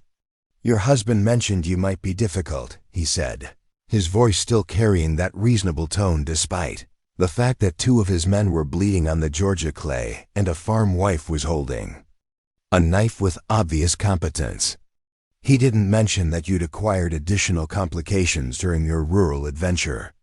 James emerged from the cotton rows with his rifle trained on the gray-haired man's center mass, his movements fluid and purposeful as he positioned himself to support Catherine while maintaining clear lines of fire. "Seems like your employer didn't do enough research," he said, his voice carrying the calm authority of a man who had faced worse odds during the war and survived through careful planning and decisive action. "The Catherine you're looking for doesn't exist anymore," Catherine added, her knife still ready but her posture suggesting that she was prepared for either continued violence or negotiated resolution. "Mrs. Hartwell died in Baltimore 3 years ago. Mrs. Montgomery has no intention of traveling anywhere with you or your associates." The gray-haired man assessed the tactical situation with the professional detachment of someone who had survived similar reversals through adaptability rather than blind courage. His men were down, his opponents were armed and clearly prepared to use their weapons, and his mission parameters had not included provisions for dealing with organized resistance from targets who were supposed to be helpless victims. "This is unfortunate," he said, though his tone suggested that he was already calculating alternative approaches to his assignment. "Mr. Hartwell will be disappointed to learn that his wife has chosen to involve innocent parties in what should have been a private family matter." The implicit threat to James was delivered with the same reasonable calm that had characterized the entire confrontation, but Catherine heard it clearly and responded with the kind of focused rage that had carried her through her escape from Baltimore and every dangerous day since. "James Montgomery is not an innocent party," she said, her voice cutting through the morning air like the blade in her hand. "He's my husband, my partner, and my choice. And if Marcus Hartwell wants to express his disappointment about that choice, he's welcome to come to Georgia and deliver the message personally instead of sending hired men to threaten women with kitchen knives." The gray-haired man's smile was thin and calculating, the expression of someone who had just received information that would prove useful in future planning. "I'll be sure to convey your message," he said, "along with my report about the unexpected complications we encountered during this visit." He began backing toward the tree line where Catherine assumed transportation was waiting, his movements careful but not panicked, suggesting that retreat was a tactical decision rather than desperate. "Flight. This isn't finished, Mrs. Hartwell," he called as he reached the edge of the clearing. "Mr. Hartwell is not a man who accepts disappointment gracefully, and he has resources that extend far beyond the 3 men you encountered today." Catherine watched him disappear into the trees with the satisfaction of someone who had won an important battle while understanding that the war was far from over. The immediate threat had been neutralized, but Marcus's organization would adapt and return with different tactics, probably more violence and fewer attempts at peaceful resolution. James lowered his rifle but didn't relax his vigilance, scanning the tree line for signs of additional threats while moving closer to Catherine with the protective instincts of a man who had just discovered that the woman he loved was far more dangerous and far more endangered than he had previously understood. "Are you hurt?" he asked, his eyes taking inventory of her condition, with the thoroughness of someone whose own safety had become secondary to hers. Catherine shook her head, though her hands were beginning to shake with the aftermath of violence, and the realization of how close they had come to losing everything they had built together. "I'm fine," she said, though her voice carried the tremor of someone whose carefully maintained composure was beginning to fracture under the pressure of sustained terror. James pulled her against him then, his arms closing around her with the desperate relief of someone who had just faced the possibility of permanent loss and emerged with the thing he valued most still intact. Catherine buried her face against his chest and allowed herself to shake with the fear she had been suppressing, the knife falling from nerveless fingers as the immediate crisis passed and left room for the emotional aftermath. "We did it," she whispered against his shirt, her voice muffled but carrying wonder at their survival and success. "We actually did it." "We did," James agreed, his own voice rough with emotions he was only beginning to process. "But this isn't over, is it?" Catherine pulled back to look at his face, seeing there the grim understanding that their victory had been tactical rather than strategic, that Marcus's reach was long and his patience limited, and that the peace they had fought to protect would require constant vigilance to maintain. "No," she said simply. "It's not over. But we're not the same people who started this fight, and we're not facing it alone anymore." The bodies of their attackers lay still in the morning sun, stark evidence that the peaceful life they had been building could be defended but never taken for granted. They would need to dispose of the evidence, contact whatever law enforcement might prove sympathetic, and prepare for the inevitable escalation that would follow their successful resistance. But for this moment, standing together in the wreckage of the confrontation that had tested everything they had learned about partnership and survival, Catherine and James Montgomery faced their uncertain future with the knowledge that whatever came next, they would meet it as equals who had chosen each other not just for convenience or safety, but for love worth fighting to protect. 6 months after the confrontation that had transformed their quiet plantation into a battlefield, Catherine Montgomery stood in the kitchen of their rebuilt home, her hands covered in flour as she prepared bread for the evening meal. The scars on her knuckles had faded to thin white lines that caught the afternoon light, reminders of the fight that had earned them the right to call this place truly theirs. Outside the window, James was teaching their neighbor's youngest son how to properly harness a plow horse, his voice carrying the patient authority of a man who had learned to value the ordinary moments that violence could so easily destroy. The house itself bore witness to the changes that had swept through their lives like a cleansing storm.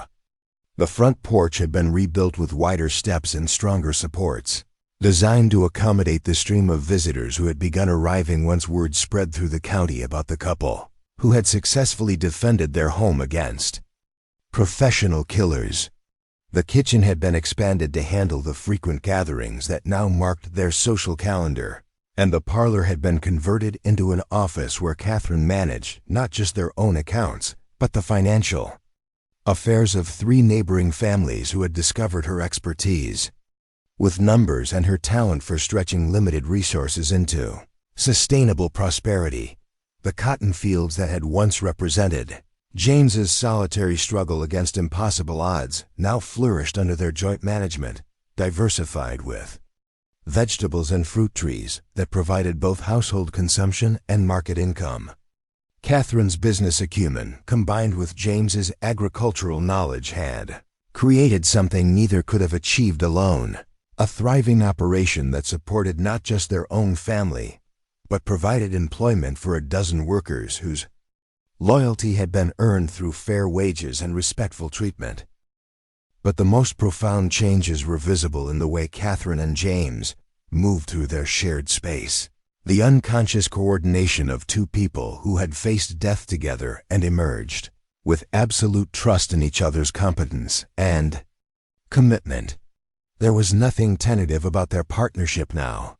No careful negotiation of boundaries or polite accommodation of different preferences. They had been tested by the ultimate challenge and discovered that their individual strengths combined to create something far more powerful than either could have achieved alone. Catherine finished kneading the bread dough and shaped it into loaves with the efficient grace of someone who had learned to find meditation in domestic tasks. The rhythm of everyday life had become precious to her in ways she never could have anticipated during her years in Baltimore, when luxury and social position had seemed like the only measures of a successful existence. Now she understood that true security came not from external circumstances, but from the knowledge that she was building something meaningful, with someone who valued her contributions and trusted her judgment completely. The sound of approaching hoofbeats drew her attention to the window, where she could see Sheriff Daniel Crawford riding up the lane with the deliberate pace of a man who brought news rather than social visits. Crawford had become a frequent presence at the Montgomery place since the incident with Marcus's men, partly because the legal complications of killing hired assassins required ongoing official attention, but mostly because he had developed genuine respect for a couple who had handled an impossible situation with remarkable competence and minimal disruption to community peace. Catherine wiped her hands on her apron and stepped onto the porch to greet the sheriff, noting the satisfied expression on his weathered face that suggested he was bringing welcome news rather than additional complications. James emerged from the barn at the same time, falling into step beside her, with the natural partnership that had become their default response to any situation requiring their attention. "Sheriff Crawford," Catherine said, extending her hand with the warm confidence of someone who had earned the right to be treated as an equal by law enforcement. "I hope you're staying for dinner. I've got cornbread cooling and enough stew to feed everyone in the county." Crawford dismounted with the careful movements of a man whose joints reminded him daily of his advancing years, but his smile carried genuine pleasure at the invitation. "Much obliged, Mrs. Montgomery," he said, and the formal address carried respect that had been hard-won through months of watching Catherine and James handle challenges that would have broken weaker partnerships. "Though I should mention that I'm not just here for your excellent cooking. Got some news you'll want to hear." The 3 of them settled on the front porch with glasses of sweet tea that Catherine had learned to brew according to local preferences. The late afternoon sun casting long shadows across the cotton fields that rustled with the promise of another successful harvest. Crawford pulled a folded telegram from his pocket and handed it to Catherine with the satisfaction of a man delivering long-awaited justice. "Marcus Hartwell was arrested yesterday in Baltimore," he said without preamble. "Federal marshals picked him up on charges of mail fraud, racketeering, and conspiracy to commit murder. Seems your testimony combined with evidence they'd been gathering independently was enough to build a case that even his expensive lawyers couldn't tear apart." Catherine stared at the telegram with emotions too complex to name, relief and vindication, mingling with a kind of exhausted gratitude that the long shadow of her former life had finally been lifted. Marcus had seemed so powerful, so untouchable during their years together, that the possibility of his downfall had felt like wishful thinking rather than achievable reality. "What about his associates?" James asked, his voice carrying the practical concern of someone who understood that criminal organizations rarely collapsed completely when their leaders were arrested. "The men who've been watching us?" Crawford's smile became grimmer, but no less satisfied. "That's the best part," he said. "Hartwell's been cooperative with federal investigators, providing information about his entire network in exchange for reduced charges. Most of his people are either under arrest or have scattered to places where they figure they'll be safer than trying to complete contracts for a man who can't pay them anymore." The implications of Crawford's news settled over Catherine and James like sunrise after a long night, illuminating possibilities they had barely dared to consider during the months of constant vigilance that had followed their successful defense of the plantation.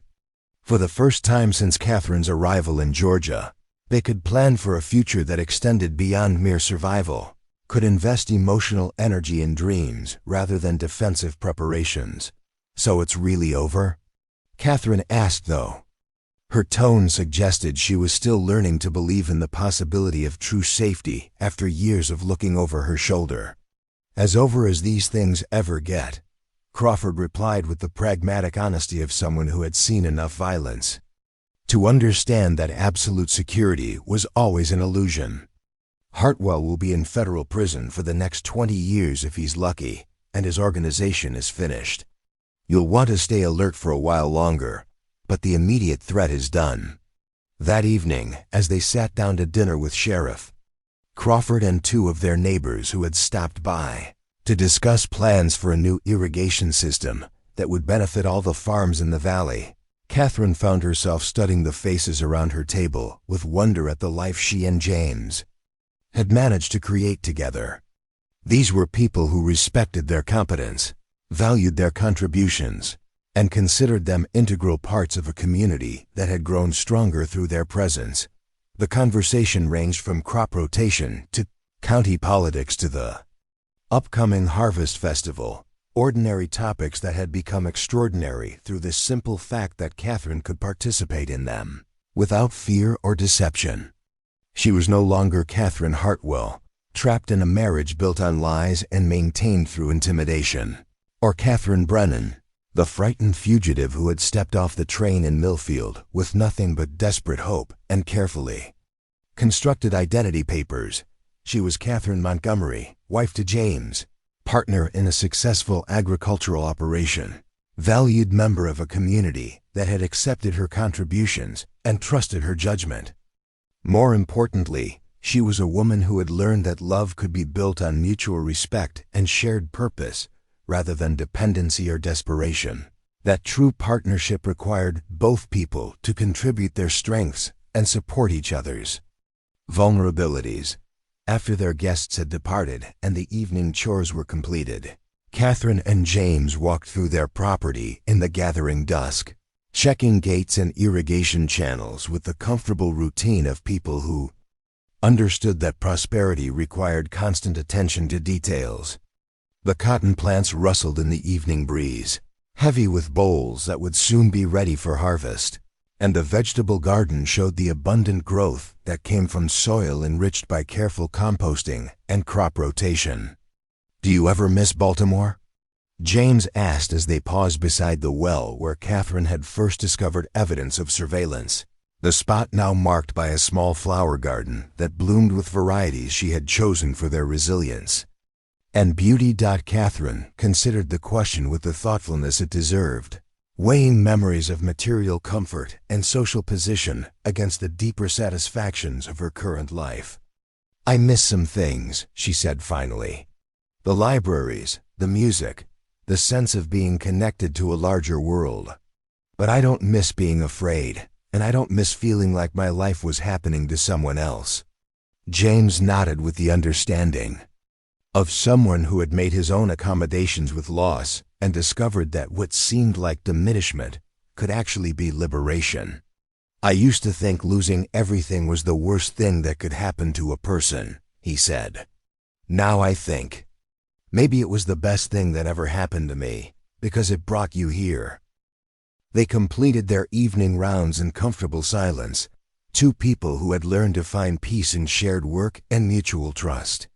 The house glowed with warm light as they approached, welcoming them home to rooms that reflected their combined tastes and practical needs, spaces that had been shaped by their partnership and marked by their shared experiences. Inside, Catherine began preparations for the next day's work while James reviewed weather forecasts and market reports with the methodical attention that successful farming required.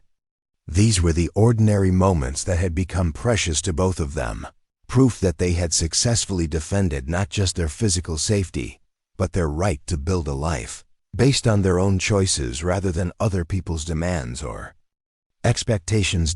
As Catherine banked the fire in the kitchen stove and James checked the locks on the doors, a habit that would probably persist long after the threat had passed, both of them felt the deep satisfaction that comes from having faced the ultimate test of partnership and emerged stronger than either had ever been alone.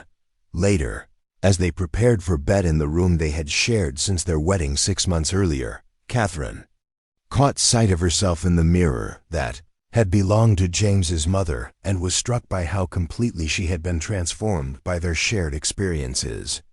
The woman looking back at her had sun-weathered skin and work-calloused hands, wore simple cotton rather than imported silk, and carried herself with the confident posture of someone who had learned to trust her own strength and judgment.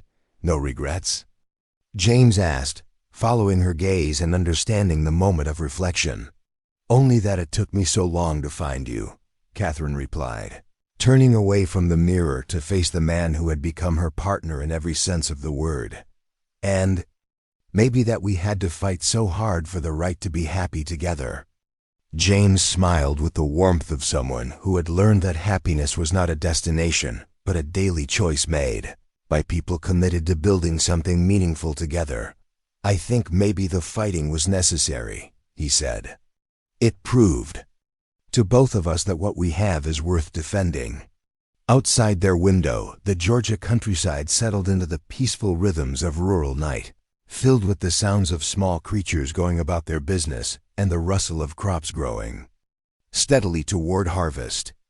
It was a world that Catherine and James had earned the right to inhabit not through birth or inheritance, but through their willingness to work, fight, and sacrifice for each other and the life they were building together. In the morning, there would be new challenges and opportunities, decisions to make about crop varieties and equipment purchases, neighbors to help, and community obligations to fulfill. There would be the ongoing work of tending not just their land, but their relationship, the daily choice to remain partners in all the small and large decisions that shaped a shared life. But tonight, as they settled into sleep in the home they had defended and the bed they had earned through mutual devotion, Catherine and James Montgomery rested with the deep contentment of people who had discovered that love was not something that happened to them, but something they actively created through daily choices to support, respect, and cherish each other through whatever challenges the future might bring.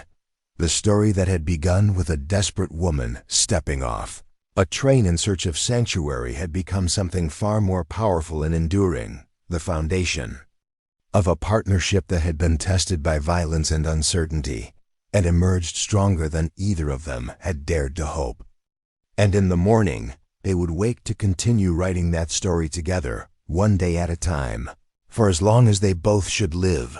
2 years had passed since Sheriff Crawford brought news of Marcus Hartwell's imprisonment, and the Montgomery plantation had become something that neither Catherine nor James could have envisioned during those first tentative weeks of their arranged marriage.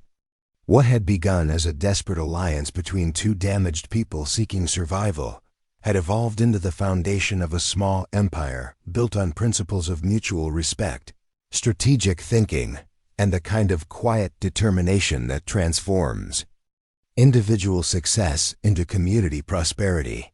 Catherine stood in the doorway of What had once been the plantation's formal dining room, now converted into a classroom where she taught bookkeeping and business mathematics to the daughters of local farmers 3 afternoons each week.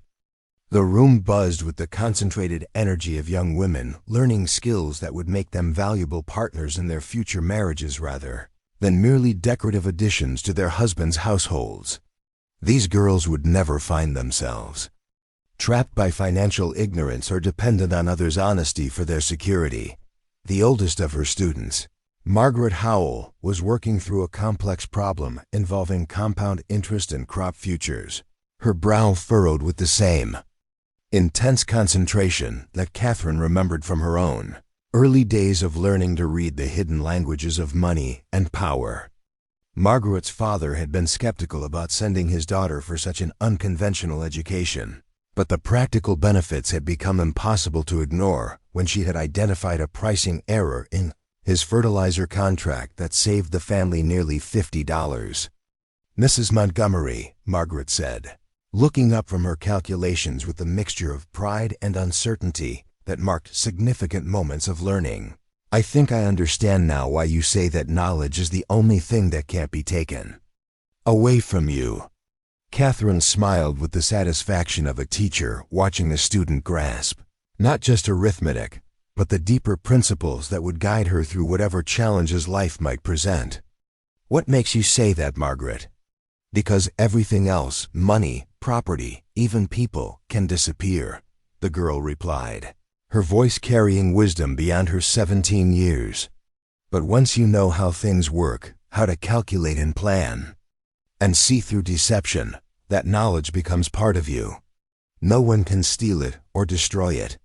The insight was particularly poignant coming from a young woman whose family had lost nearly everything during the war and had rebuilt their modest prosperity through careful planning and hard work.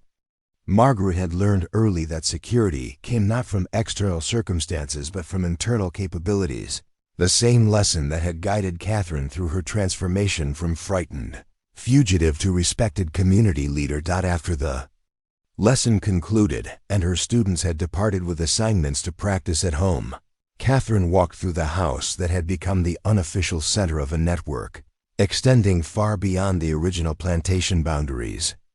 James had returned from his weekly trip to Atlanta, where he now served as an agricultural advisor to the State Banking Commission, helping to develop lending policies that would support small farmers rather than driving them into debt and foreclosure.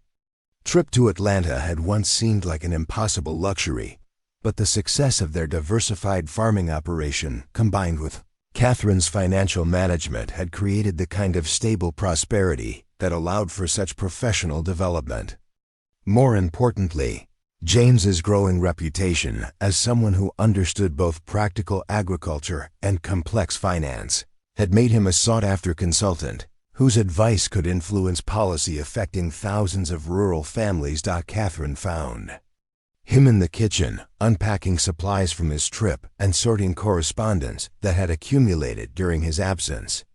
The kitchen table was covered with letters from farmers seeking advice, invitations to speak at agricultural conferences, and official documents related to his consulting work.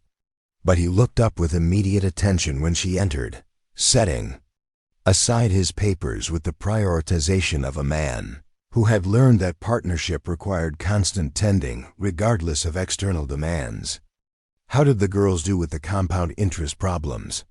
he asked, pulling out a chair for her with the automatic courtesy that had become second nature during their years together. "Margaret is ready for the advanced curriculum," Catherine replied, accepting the offered seat and reaching for the letter that had caught her attention among the scattered correspondence. "And Sarah Whitman asked if I could teach her about investment principles. Her father is considering selling part of his land, and she wants to understand whether he's getting fair value." James nodded with the approval of someone who had learned to value practical education over conventional social expectations. The girls who studied with Catherine were developing skills that would make them formidable partners in their future marriages, capable of contributing to family prosperity rather than merely managing household expenses. Several had already proven their worth by identifying problems or opportunities that their families might otherwise have missed. "I had an interesting conversation in Atlanta," James said, settling into his own chair with the deliberate movement of someone preparing to share significant news. "The Banking Commission is planning to establish a rural development program, and they've asked me to head the advisory committee. It would mean more travel, but it would also mean the chance to influence policy on a much larger scale." Catherine studied his face, reading the mixture of excitement and uncertainty that accompanied major opportunities. The position would represent remarkable recognition for a man who had once faced financial ruin, but it would also require adjustments to their carefully balanced life together. More importantly, it would mean expanding their influence and responsibilities in ways that could benefit hundreds of farming families struggling with the same challenges they had once faced alone. "What do you think?" she asked, though her tone suggested she was prepared to support whatever decision would best serve their shared goals and values. James reached across the table to take her hand, his touch carrying the warmth of absolute trust and partnership. "I think we should do it," he said, "but only if you're willing to take on more of the local work while I'm traveling. The teaching, the consulting, the community organizing, all of it would need to continue, and you'd be carrying the primary responsibility." The suggestion represented a significant shift in their established routines, but Catherine found herself energized rather than daunted by the prospect of expanded responsibilities. Her success with the girls' education program and her growing reputation as a financial advisor had proven that she could influence her community's development in ways that extended far beyond their individual prosperity. "I've been thinking about expanding the education program anyway," she said, her voice carrying the excitement of someone who had discovered a calling that utilized all her talents and experiences. "There are women throughout the county who need these skills, and we have the resources to make it happen on a much larger scale." They spent the evening planning modifications to their operation that would accommodate James's expanded role while allowing Catherine to develop her own initiatives. The plantation would need additional staff to handle daily operations, and they would need to establish more formal structures for the various advisory and educational services they provided to their neighbors. But the most significant change would be philosophical rather than practical. They were evolving from successful farmers who helped their community to community leaders whose success provided a platform for broader influence. The transformation felt both natural and profound, the logical extension of principles they had developed through their partnership rather than a fundamental change in direction. 3 months later, Catherine stood before an audience of nearly 40 women in the newly constructed community center that had been built with funding from the state development program James was helping to administer. The room was filled with farmers' wives and daughters, store owners and teachers, women whose circumstances ranged from comfortable to desperate, but who shared the common need for skills that would allow them to participate more fully in their family's economic decisions. The curriculum had expanded beyond basic bookkeeping to include contract negotiation, property law, investment principles, and business planning. Catherine had recruited guest instructors from Atlanta and Savannah, women who had built successful businesses or managed complex estates, creating a network of female expertise that challenged conventional assumptions about women's intellectual capabilities. "The most important thing to understand," Catherine told her audience as she concluded that day's lesson on evaluating business proposals, "is that ignorance is not protection. When you don't understand how money works, how contracts function, or how investments grow, you're not being sheltered from complexity. You're being made vulnerable to deception."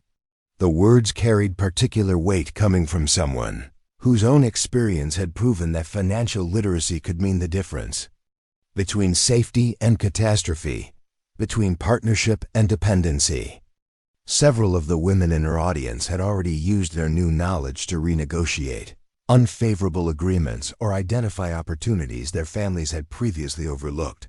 After the class ended, and the women had departed with assignments and reading materials. Catherine walked through the center that had become a symbol of what could be achieved when individual success was channeled into community development. The building itself was modest but well-designed, with rooms for classes, meeting spaces for women's organizations, and a lending library stocked with books on practical subjects that had previously been available only to wealthy urban residents. James found her there as the afternoon light faded, his own day having been spent consulting with local farmers about a cooperative marketing scheme that could increase profits for everyone involved while reducing individual risk. They had both been working longer hours since accepting their expanded roles, but the work felt more meaningful than the purely personal success they had initially sought. Any regrets about becoming respectable community leaders? James asked, settling beside her on the steps of the center with the comfortable ease of someone whose life had found its proper rhythm. Catherine considered the question while watching the last of her students disappear down the road toward homes where they would practice their new skills and share their learning with families who had never expected their daughters and wives to become financial advisors. Only that it took us so long to realize we could do more than just survive, she replied. The answer reflected the profound shift in perspective that had accompanied their transformation from desperate individuals seeking security to established leaders working to expand opportunities for others. They had learned that true security came not from protecting what they had accumulated, but from building systems that could support sustained prosperity for entire communities. As they walked home through the gathering dusk, past fields that now employed twice as many workers as when Catherine first arrived, past the schoolhouse where James taught agricultural techniques on Wednesday evenings, past the houses of neighbors who had become collaborators in projects that none of them could have undertaken alone. Both of them felt the deep satisfaction of people who had discovered that success was most meaningful when it was shared.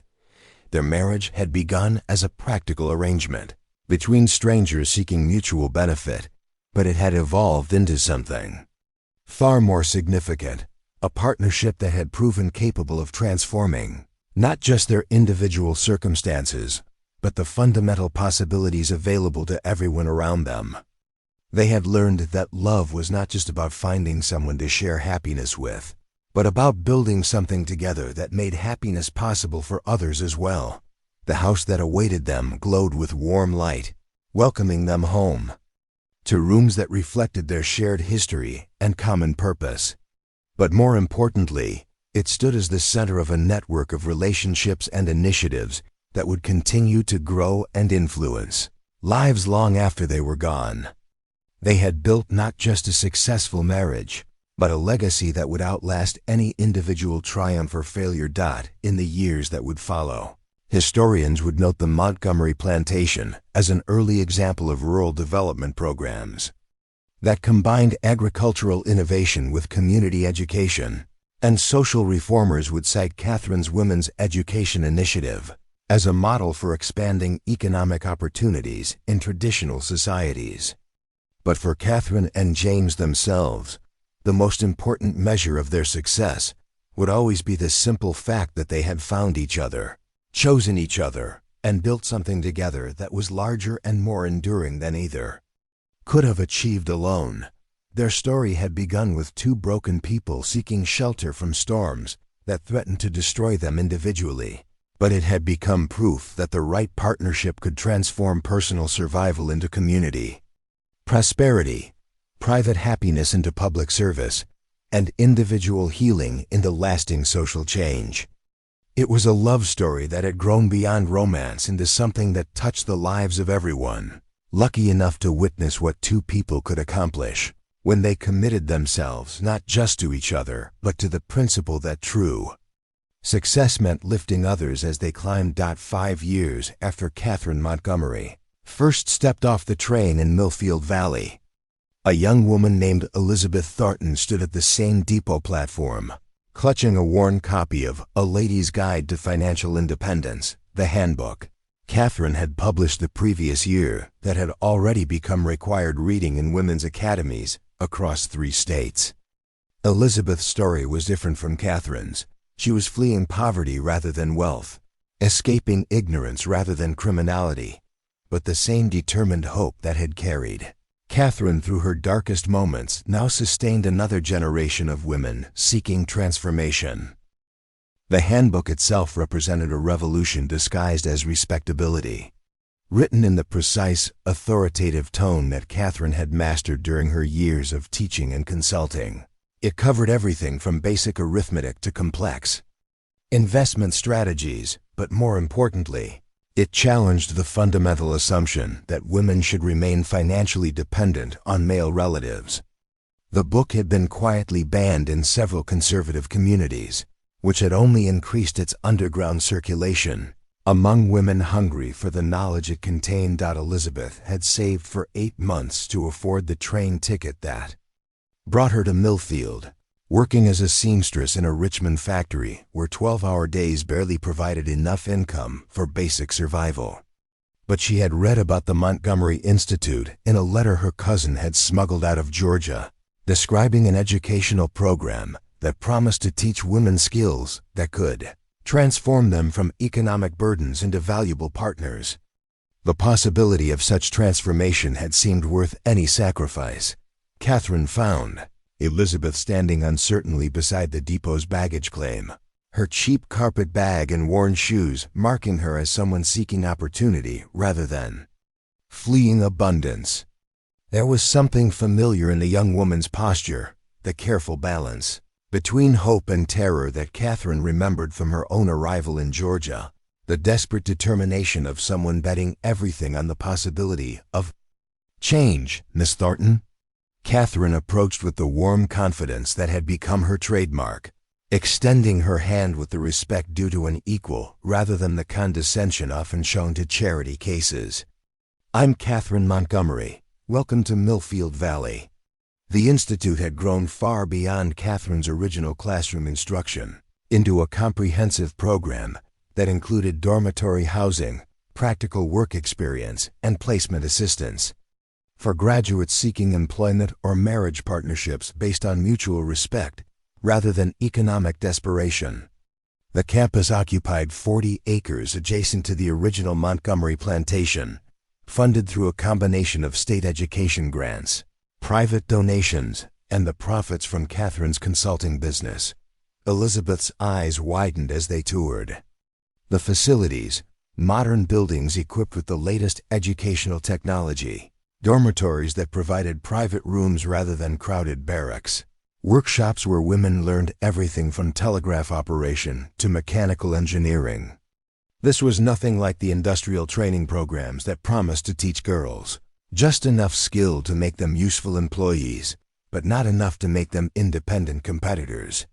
"The program takes 18 months to complete," Catherine explained as they walked through the business laboratory where advanced students managed actual investment portfolios under faculty supervision.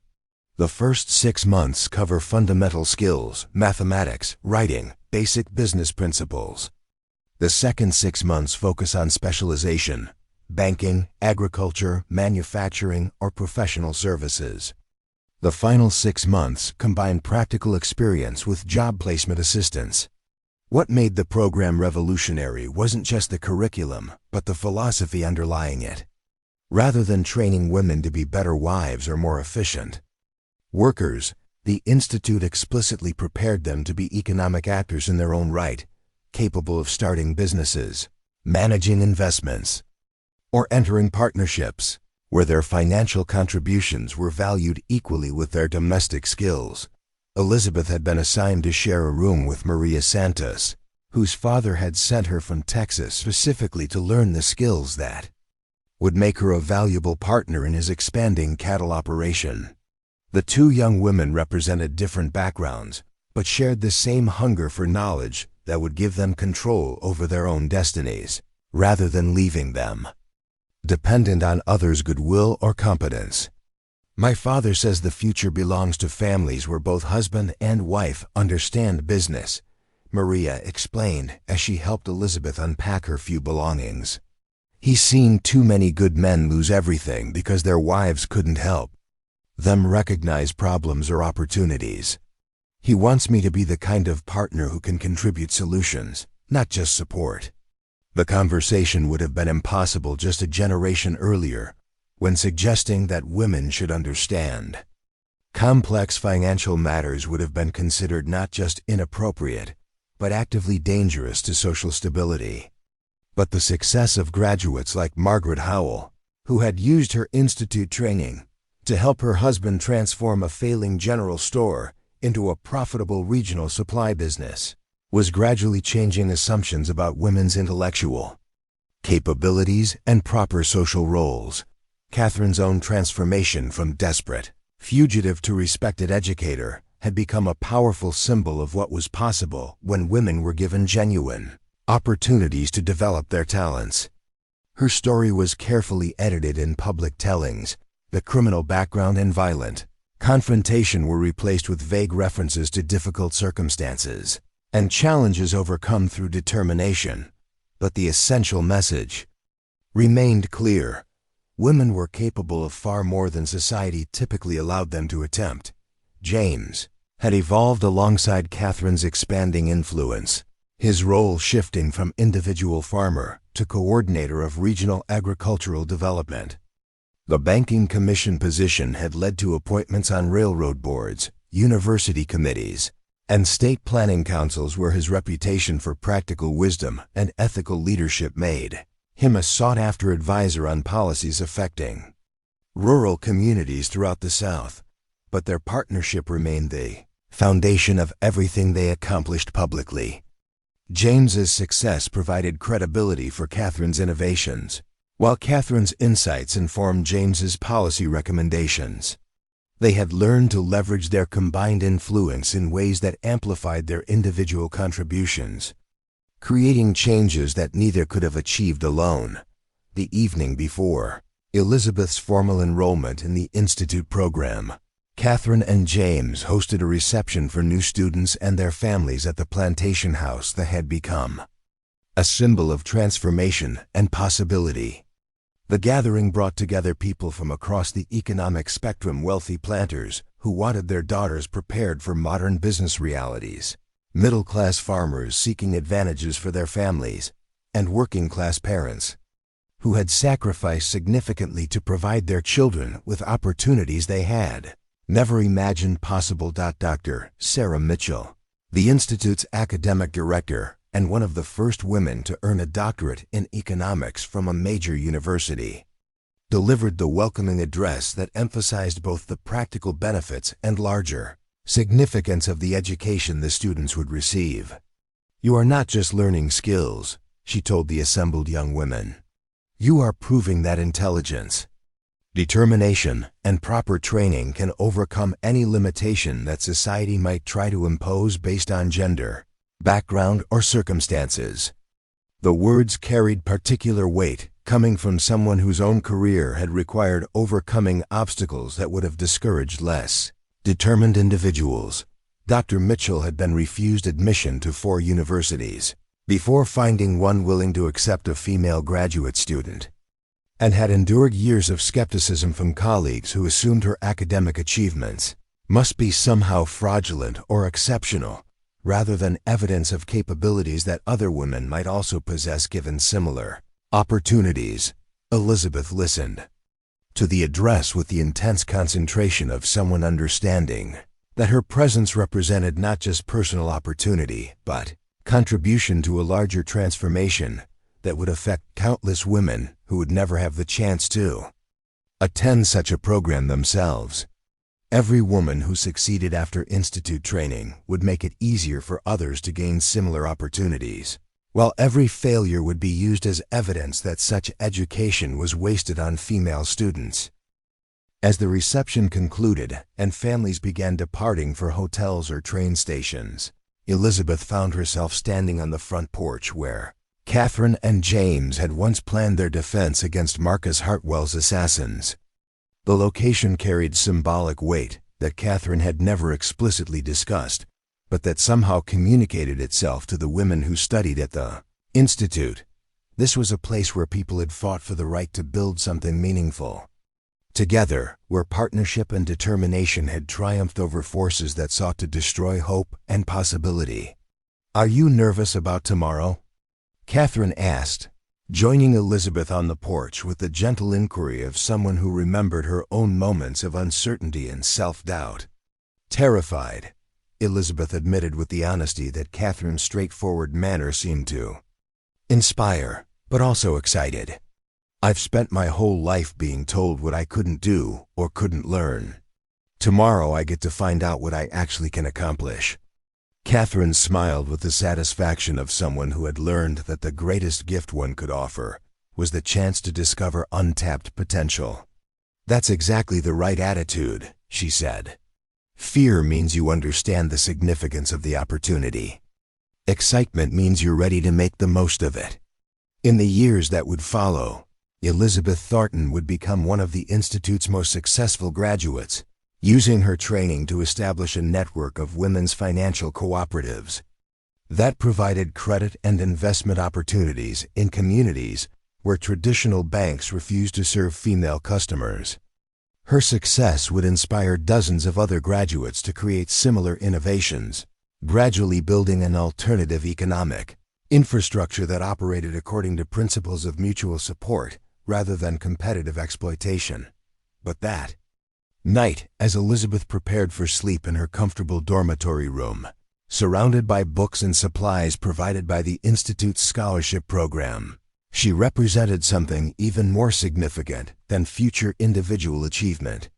She embodied the proof that Catherine and James's partnership had generated consequences extending far beyond their personal happiness, creating opportunities that would ripple through generations of women who would never know their names, but would benefit from the precedents they had established. The Montgomery plantation had become something its original builders could never have envisioned. Not just a successful agricultural operation, but the birthplace of a movement that was quietly reshaping assumptions about women's capabilities and proper social roles.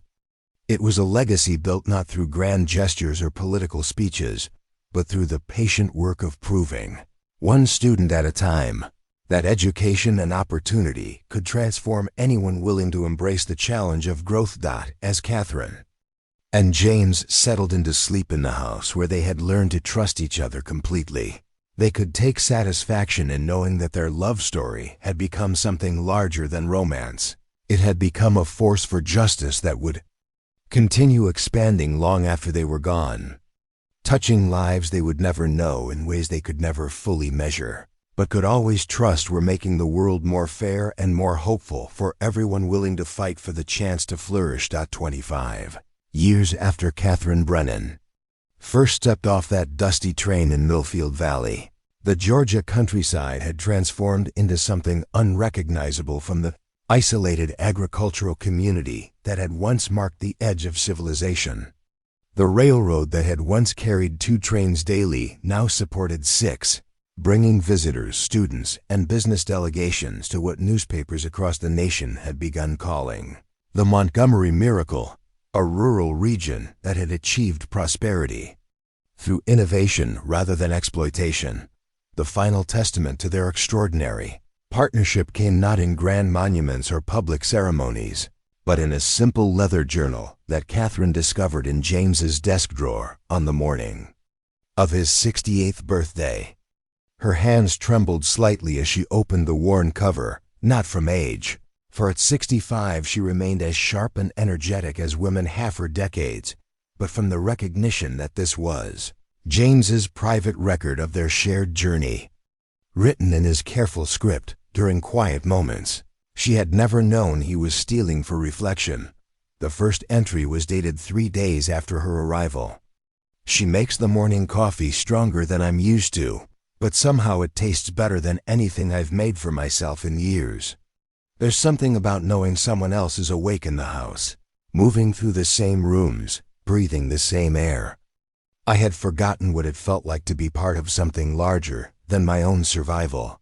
Catherine settled into the chair beside his desk, the same desk where they had planned their defense against Marcus's men, where they had designed the curriculum for the Institute, where they had drafted correspondence that had influenced agricultural policy across the South. The journal contained hundreds of entries spanning their quarter-century together, each one revealing thoughts and observations that James had apparently felt too precious or too private to share aloud. Year 7, Catherine presented her research to the state legislature today. Watching her command that room full of men who had arrived, prepared to dismiss her and leave instead asking for her written recommendations, I have never been prouder of anyone or anything in my life. She has become something I'm not sure even she fully comprehends, a force of nature disguised as a Southern lady.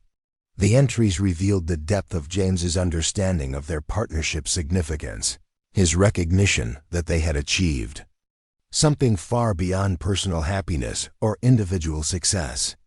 He had documented not just their private moments, but their public evolution, tracking the way their relationship had served as a model for other couples who were learning to build marriages based on mutual respect and shared purpose rather than traditional hierarchies. Year 15, Margaret Howell brought her daughter to visit today. The girl is 12 and already keeps her family's books, can calculate compound interest faster than most bank clerks, and speaks about her future with the confidence of someone who knows she has choices. Watching her with Catherine, seeing the way knowledge passes between generations of women like a sacred flame, I understand now that we have been part of something much larger than we ever intended. Catherine wiped away tears that came not from sadness but from the overwhelming recognition of how thoroughly she had been seen and understood by the man who had chosen to build a life beside her. Their partnership had been many things: practical alliance, romantic love, business collaboration, shared mission. But perhaps most importantly, it had been a friendship deep enough to encompass all the different selves they had become during their years together. The morning sun streamed through windows that looked out over grounds where the Montgomery Institute's graduation ceremony would take place in 3 weeks, when 47 young women would receive certificates that would allow them to enter the world as educated, financially literate, professionally trained individuals capable of supporting themselves and contributing to their community's prosperity. This year's graduating class included the daughters of senators and the daughters of sharecroppers, immigrant girls who had arrived speaking no English and plantation heiresses who had rebelled against lives of decorative uselessness. What they shared was the transformation that Catherine and her faculty had made possible, the knowledge that intelligence, education, and determination could overcome any limitation that circumstances or society might try to impose. James appeared in the doorway with his customary morning coffee, his movements still strong and purposeful despite the silver hair and laugh lines that marked their shared decades. At 68, he retained the lean strength of a man who had never stopped working with his hands, though his labor now involved drafting legislation and designing rural development programs rather than plowing fields and harvesting cotton. "Reading my private thoughts?" he asked, settling into the chair across from hers with the comfortable ease of someone who had no secrets worth protecting from his closest partner. "Learning how well you've known me all these years," Catherine replied, closing the journal carefully and meeting his eyes with the kind of direct gaze that had become their standard communication during a quarter-century of absolute trust. "Did you really understand what we were building while we were building it?" James considered the question with the thoughtfulness that had always characterized his approach to significant matters. "Not the scope of it," he said finally.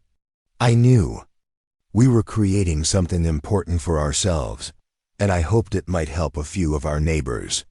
But the Institute, the policy changes, the way other communities have started copying what we developed here, I don't think either of us could have imagined that scale when we were just trying to figure out how to live together without destroying each other." The admission carried weight beyond mere historical reflection. Their partnership had succeeded so completely that it was easy to forget how uncertain and tentative their early efforts had been, how many small decisions and daily choices had accumulated into transformation that now seemed inevitable but had actually required constant courage and commitment. "Do you think we did enough?" Catherine asked, and her voice carried the particular concern of someone approaching the final chapters of life and wondering whether the story would conclude with satisfaction or regret.